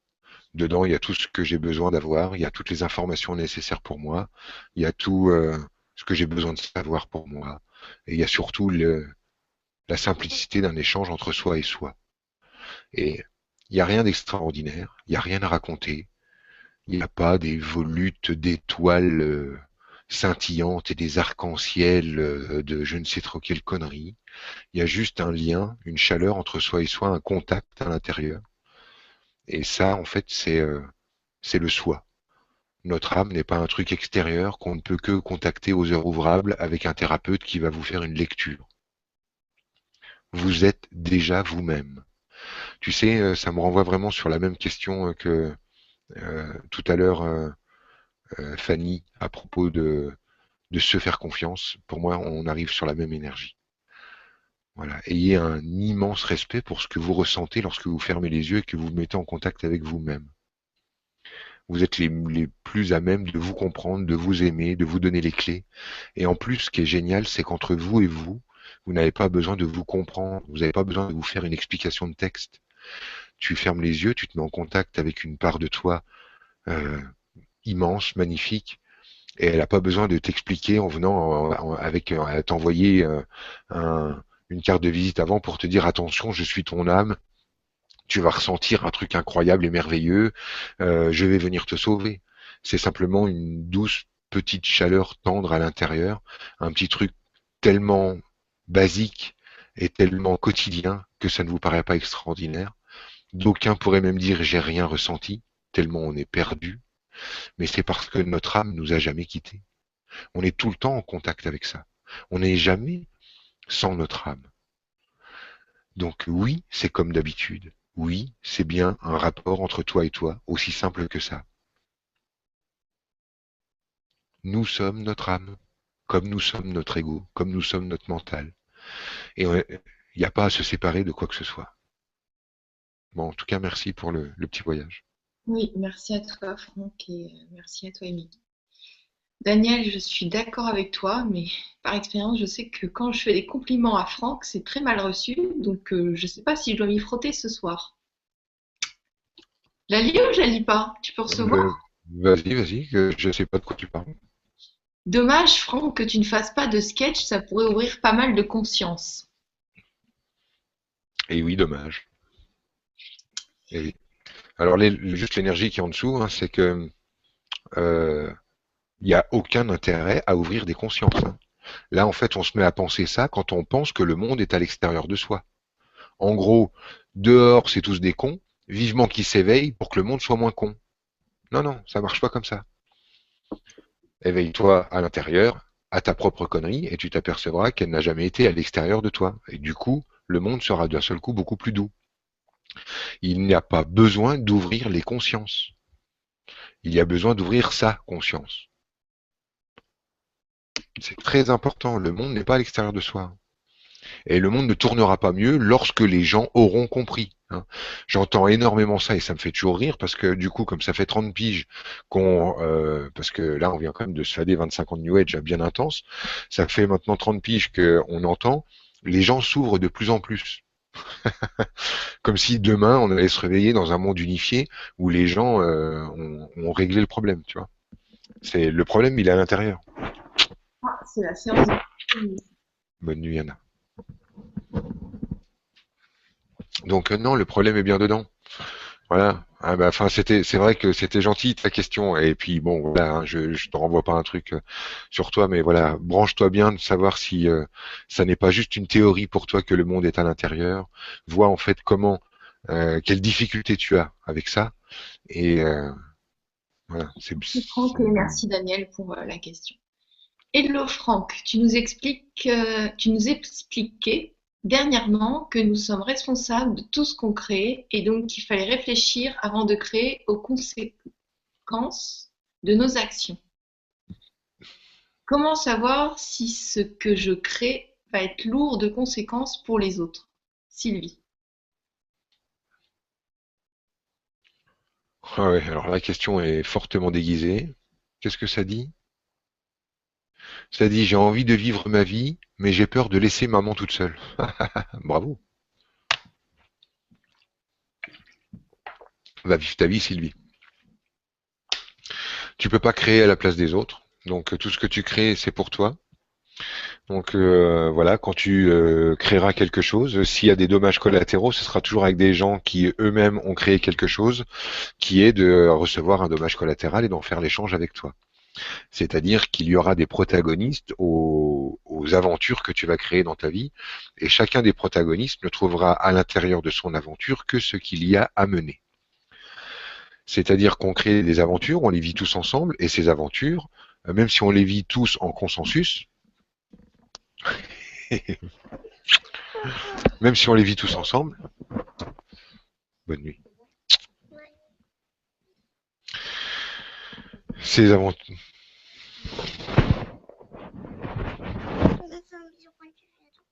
Oui, un gros. Et à Jimmy aussi. Ouais, bah j'ai bientôt fini. Bonne nuit, Luma.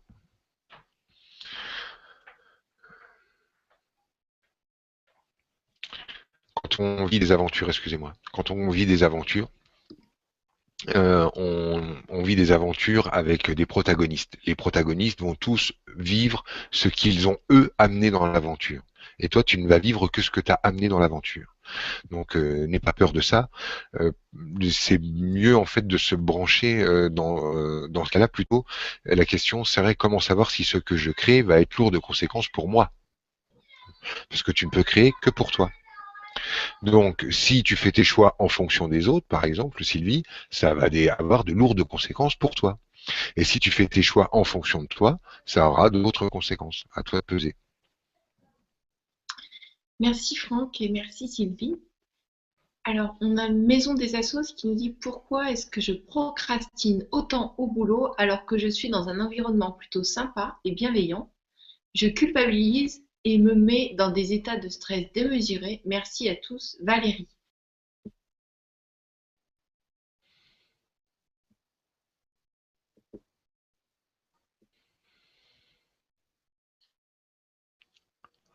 Parce que t'es bonne que dans l'urgence. Ouais, c'est ça. Ouais, pour moi, ça résonne là-dessus. En fait, c'est pas trop de la procrastination, c'est que tu te sers de l'énergie de l'urgence pour être super efficace. Et comme tu sais que tu vas être super efficace au dernier moment, bah, il n'y a aucun intérêt à te faire chier à bosser longtemps alors que tu peux le faire vite. C'est un peu ça le truc dans ton système. Je crois que presque dans ton truc, je m'ajouterais du boulot en plus. Je prendrais un projet, je me lancerais dedans. Pour moi, en fait, tu es trop efficace. Trop efficace pour ton boulot. Voilà, ça renvoie sur une nana qui serait dans la vie d'à côté. Elle est infirmière de guerre. Elle a du sang jusqu'au coude. Elle court partout. Elle a quatre mourants en même temps, trois qu'elle soigne, deux qu'elle ampute. Et dans la vie d'à côté, elle remplit les papiers pour le thé dansant de dimanche. Voilà, ça crée un putain de décalage, quoi. Voilà, elle est bonne dans l'urgence et le thé dansant, elle en a rien à cirer. Donc, en fait, tout ceci va devenir valable. Tout ceci ne va devenir valable que à partir du moment où le thé dansant va devenir une urgence. Donc, tu vois, c'est un peu chiant. Je comprends, Valérie, mais voilà, là, c'est pas de la procrastination, c'est je m'emmerde. Nuance. Donc, alors attends, je peux peut-être t'aider un peu mieux. Qu'est-ce que tu veux faire?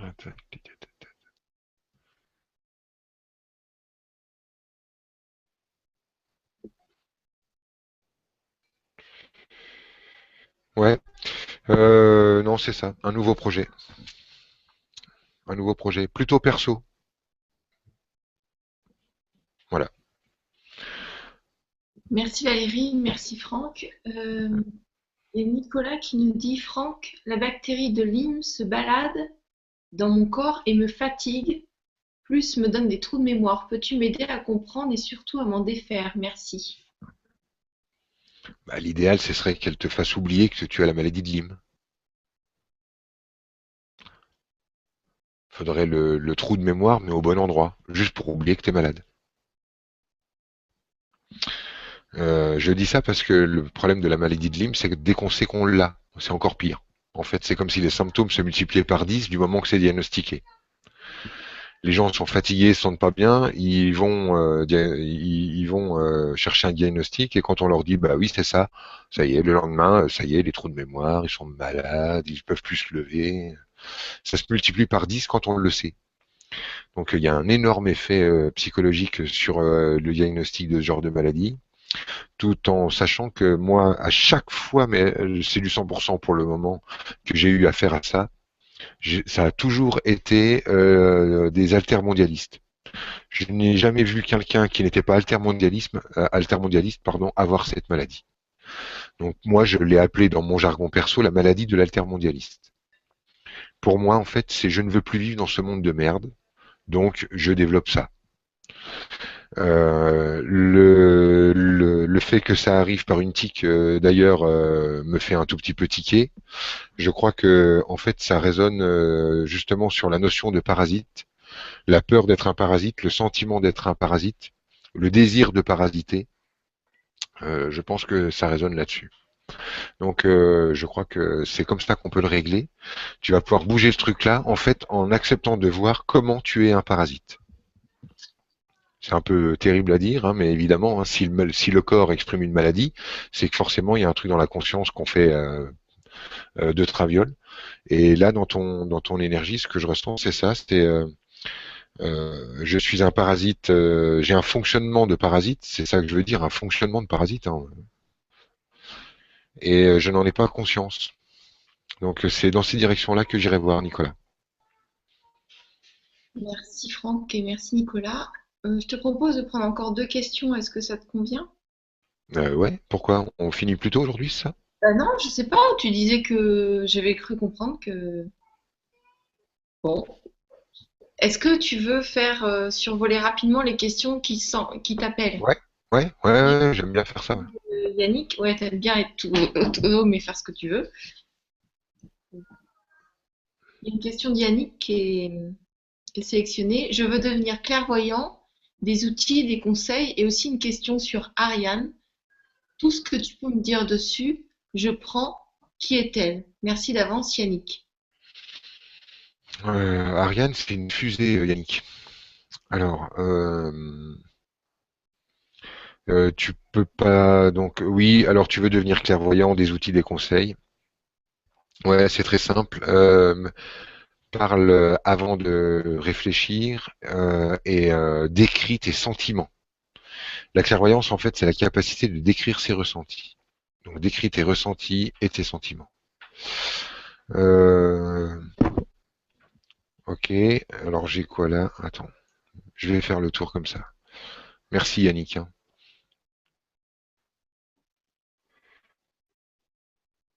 Voilà. Alors, ok. J'ai la sclérose et je voudrais arrêter le traitement et me guérir par ma propre volonté. T'es pas obligé d'arrêter le traitement pour te guérir par ta propre volonté. T'es pas obligé de te mettre dans la plus totale insécurité pour euh, pour plonger dans le vide.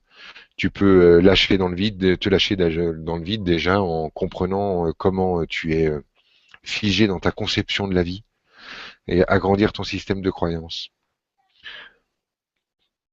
Parce que la sclérose vient de ça pour moi.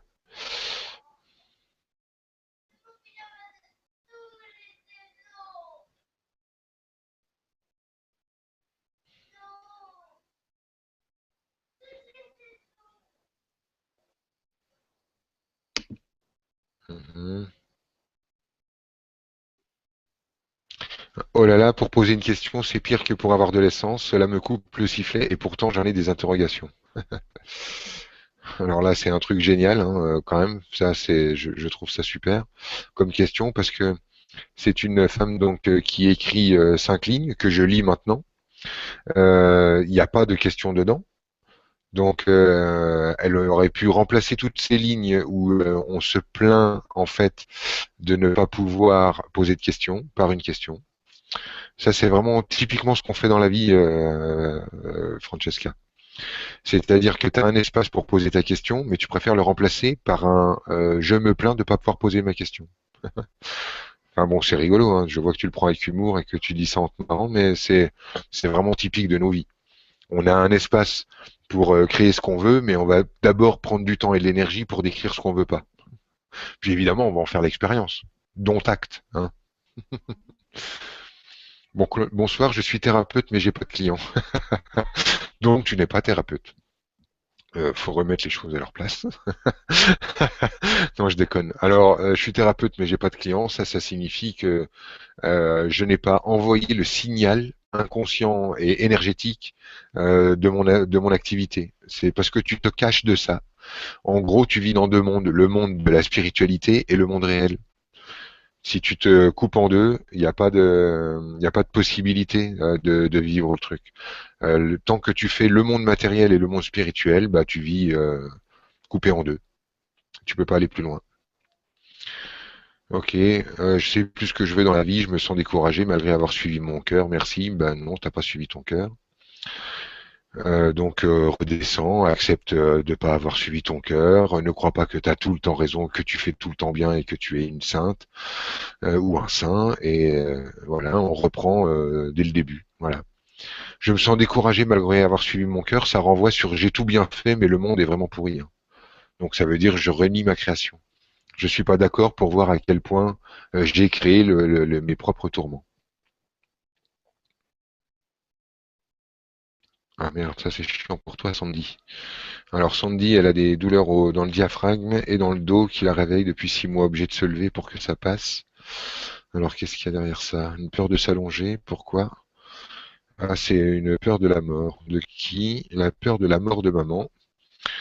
Donc voilà, j'ai la peur de la mort de maman qui est inconsciente et qui renvoie aussi sur quoi? Avec le diaphragme? Les poumons en fait, ouais, je veux pas respirer ma vie. J'ai peur de la mort de maman. J'arrive sur cette info-là, Sandy, j'irai voir là-dessus. Même si consciemment, comme tous les gros malins que nous sommes, personne n'a peur de la mort.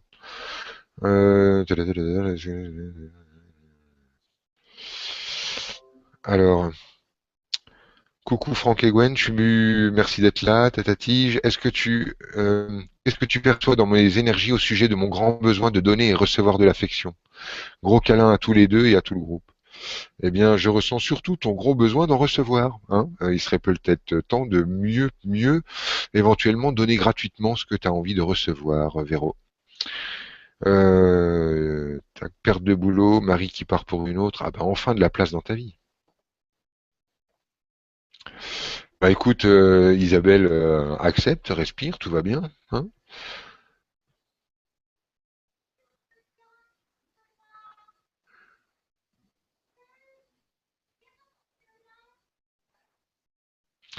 Ouais, alors bonjour à vous, j'ai décidé d'être moi, faire ce qui me plaît le plus, dadadi, dadada, mais j'ai un mal-être physique, des boutons, des trucs qui sortent, etc. Tout ceci, en fait, euh, c'est un classique, hein, évidemment, dès qu'on se met à vraiment être d'accord avec soi et à brancher sur soi, il y a plein de trucs qui se mettent à bouger, qui se corrigent à l'intérieur. La plupart du temps, ça reste plus ou moins inconscient, et donc c'est le corps qui prend le relais pour traduire l'énergie, c'est-à-dire pour se mettre à conduire de l'énergie qui jusque-là, auparavant, n'était pas conduite. Euh, Dans ton cas, en fait, c'est parce que tu te sers de ton coming out spirituel, à savoir, ah ça y est, je vais m'occuper de moi, pour faire croire au monde que jusqu'alors tu t'occupais des autres, alors que tu n'as jamais fait que t'occuper de toi, que tu faisais croire aux autres que tu n'étais pas vraiment, euh, que en fait tu n'as fait qu'être au service et que maintenant il est temps que tu te tournes vers toi, mais quand tu étais au service, tu étais au service de ta propre gloire et de ta propre notoriété, ne l'oublie pas. Donc tu étais déjà en fait dans ce système-là. Et tu te sers donc de ton coming out spirituel pour dire leur cas de vérité aux gens, puisque maintenant tu as délié ta langue et que je t'ai décomplexé avec ma brutalité coutumière. Donc je voulais pas te décomplexer au point que tu te mettes à balancer des cas de vérité par-ci par-là, parce que les boutons que tu chopes autour du chakra de la gorge sont liés à ça. Je ne suis pas profondément d'accord avec ce que j'exprime. La peau, c'est l'identité, le cou, c'est l'expression. Je mets mon identité dans ce que j'exprime, c'est-à-dire je veux que vous voyez à quel point je suis grande et sage lorsque je m'exprime. Et en même temps, il y a un tel décalage entre ce que je crois être et ce que je suis que je me rends vilaine. Faudrait renvoyer là-dessus. Donc c'est ça qui est en train de se passer, ton nettoyage là. Voilà, mais ça est en train de passer, hein, t'inquiète pas. On traverse. Quand on se met thérapeute, quand on se lance dans le truc, on traverse son image. Hein. Mon orgueil, je l'ai pris dans la gueule à chaque stage que j'ai fait, jusqu'à ce que couche par couche, ça devienne acceptable et vivable. Et là, il se pointe encore, et puis voilà, c'est devenu digeste. Mais tu es bien obligé de traverser tout ça.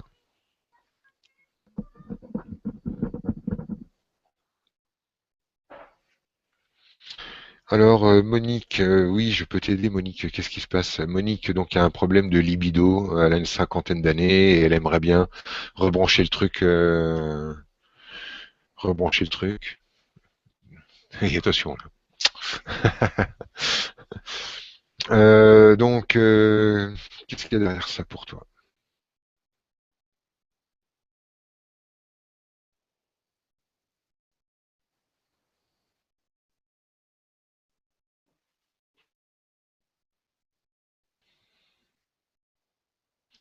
C'est parce que tu poses ça en interdiction de recevoir, Monique. Donc l'idée c'est de poser un jeu où tu acceptes de recevoir et de pas contrôler ce qu'on te donne. Donc il n'est pas encore question de dire tu vois, que toi tu vas t'engager à l'extérieur dans ta libido, c'est-à-dire te mettre à donner et à poser des gestes, mais au moins simplement accepter de ne pas contrôler euh, ce qu'on te donne et te laisser recevoir ce qui est en train de d'être donné. En fait, ce qui est insupportable dans ta structure, et ce que tu as du mal à faire bouger, c'est qu'on t'aime gratuitement, c'est qu'on t'aime sincèrement. En fait, dans ton système et dans le truc dans lequel tu as grandi, à chaque fois qu'on te donne quelque chose, c'est pour te le reprendre derrière et avec un coup de pied au cul en prime. Donc à chaque fois qu'on veut te donner quelque chose, il y a une part de toi qui dit oui, oui, puis il y a une part qui dit, enfin bon, si on pourrait le faire, on pourrait le faire peut-être à un autre moment. En gros, tu essaies toujours de repousser le moment où on va te donner quelque chose parce que pour toi, ça veut dire que tu vas le payer. Voilà. Donc ton homme va t'aider à réinformer ton inconscient sur le fait que tu as totale liberté pour recevoir quelque chose de gratuit dans ta vie. Et tu vas voir qu'il peut te donner quelque chose, et là je l'engage à être vraiment clean dans sa démarche, à te donner quelque chose sans venir te taxer quelque chose, même énergétiquement. C'est-à-dire gratuit. Gratuit, gratuit.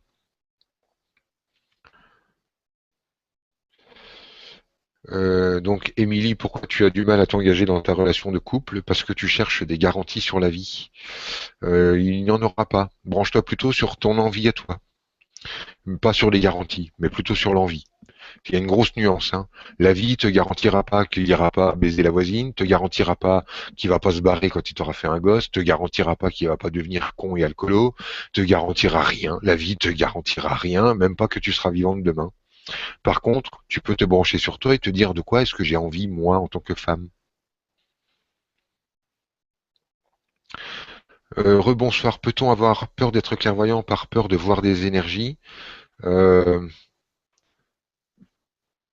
Ouais, franchement, je dois avouer qu'il y a des endroits où des fois tu captes des énergies qui te glacent le sang, ça te fout les jetons, et on peut dire que c'est un peu flippant, mais je dirais que ça, enfin, en fait, ça n'a rien à voir avec la clairvoyance, Pierre. Il n'y a pas besoin d'être clairvoyant.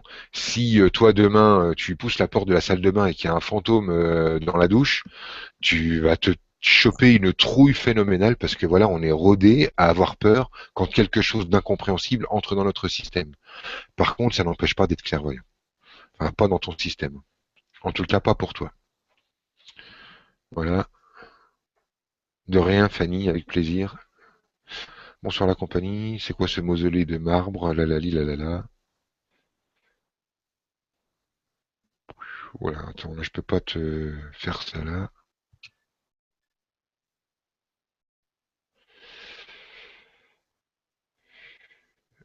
L'ours, tuer quelqu'un, ça n'est un problème que pour la part de nous qui se croit uniquement homme incarné. L'être ne meurt jamais. Donc une combustion spontanée, parce qu'il pose une question à propos de la combustion spontanée, qui a l'air de l'occuper.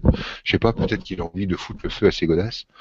Euh, la combustion spontanée n'est pas un problème pour toi, hein, l'ours, tu devrais pas prendre feu. Mais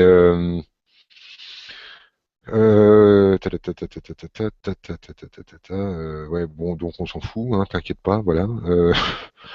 Alors, il y a Francesca qui revient pour nous donner une deuxième occasion de mieux comprendre.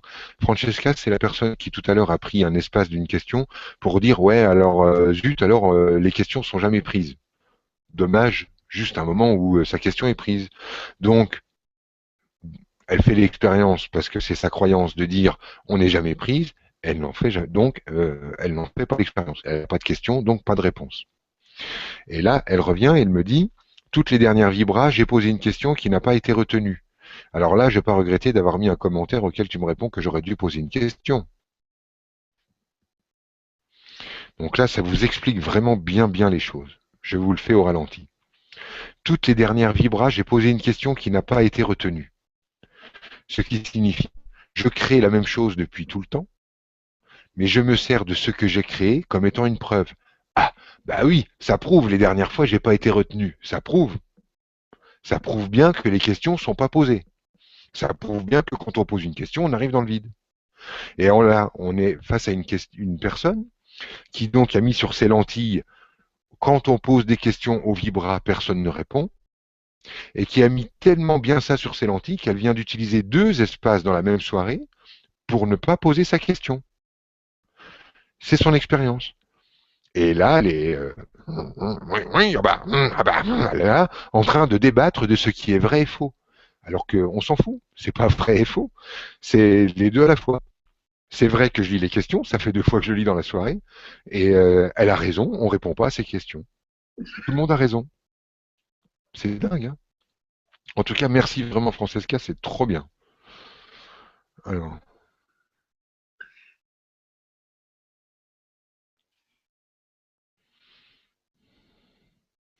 donc une histoire avec la maison, la violation de domicile.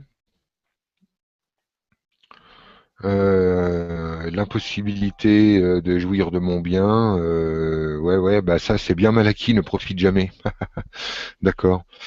Ouais, ouais, ouais, ouais, ouais, ouais.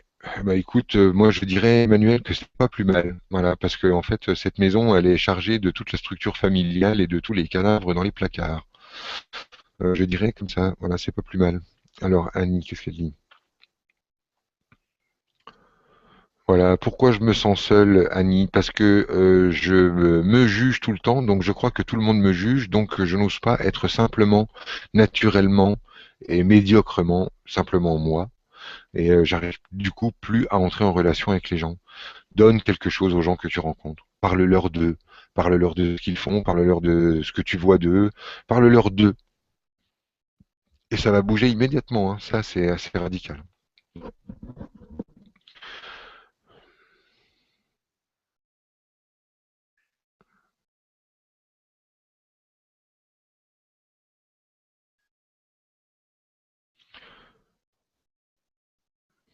Oui, alors Franck, je me sens mal pour autrui quand parfois tu perçois la structure des gens de façon partielle, que tu mets le doigt sur la compensation de la personne sans éclairer la personne sur le manque ou la blessure qui l'a amené à adopter cette compensation. Oui, alors c'est parce que moi, dans mon monde, alors pour vous expliquer, je vais vous expliquer un peu mieux la question. Je la décode. Donc Franck, je me sens mal pour autrui, ça veut dire Franck, je me sens mal pour les autres à qui parfois tu réponds en disant ah bah ouais mais toi tu fais ça et j'oublie de dire tu fais ça parce que ta maman a été méchante ou parce que t'as été humilié à l'école ou parce que t'as été rejeté par papa. Donc je n'explique pas pourquoi les gens vivent leur douleur. Et comme je n'explique pas et que je dis juste ah bah ouais mais tu bouffes trop, ah bah t'es pas gentil avec toi, et bah du coup cette personne, Audrey, souffre à la place des autres.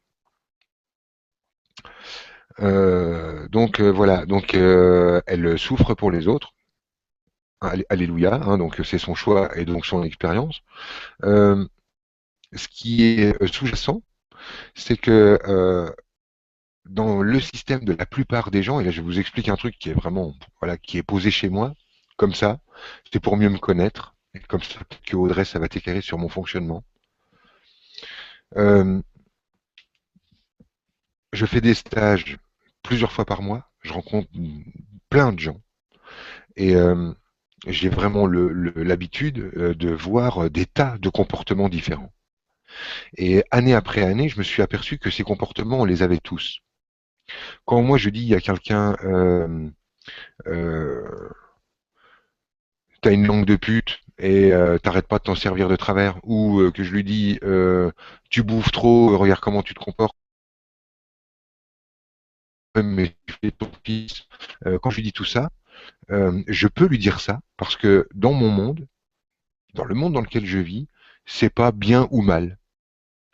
Dans ton monde, Audrey, c'est mal. Donc, comme c'est mal, on va expliquer. Donc, on va dire, tu bouffes trop, mais c'est pas de ta faute, c'est parce que tu es victime de ta mère qui avait un comportement trop difficile avec toi quand tu étais petite. Tu te comportes mal avec ton fils, mais ça n'est pas de ta faute, tu as trop souffert lorsque ta femme est morte. Tu es une vraie langue de pute, mais ça n'est pas de ta faute, tu as grandi dans une atmosphère délétère. Et toi, c'est parce que tu as besoin d'excuser ce que tu considères comme étant négatif. Moi, je mets le doigt sur les compensations des autres parce que je peux mettre le doigt sur les miennes. Si je bois un coup, que je dis un gros mot, je suis chauve, j'ai un gros nez, j'ai les dents comme ça, j'ai le cul comme ci, j'en ai rien à cirer. Je peux le dire à tout le monde parce que je suis pareil. Et je peux le dire à tout le monde parce que vous êtes tous pareils. Parce que nous sommes tous pareils. Parce que l'humanité, c'est ça. On est comme ça. L'humanité est comme ça. On est fait de ces trucs-là. Et quand on passe son temps à trouver des excuses pour dire je suis comme ça, mais c'est pas de ma faute parce que c'est de la faute d'un autre, eh bien en fait, on ne peut jamais regarder en face son truc bien clairement et dire bah oui, j'ai pas besoin d'excuses, j'ai pas besoin qu'on m'excuse ou qu'on me pardonne, j'ai même pas besoin de me sentir mal par rapport à ça. Je suis merveilleux et nul à la fois. Ça n'a pas besoin d'être justifié, il n'y a pas besoin de remettre euh,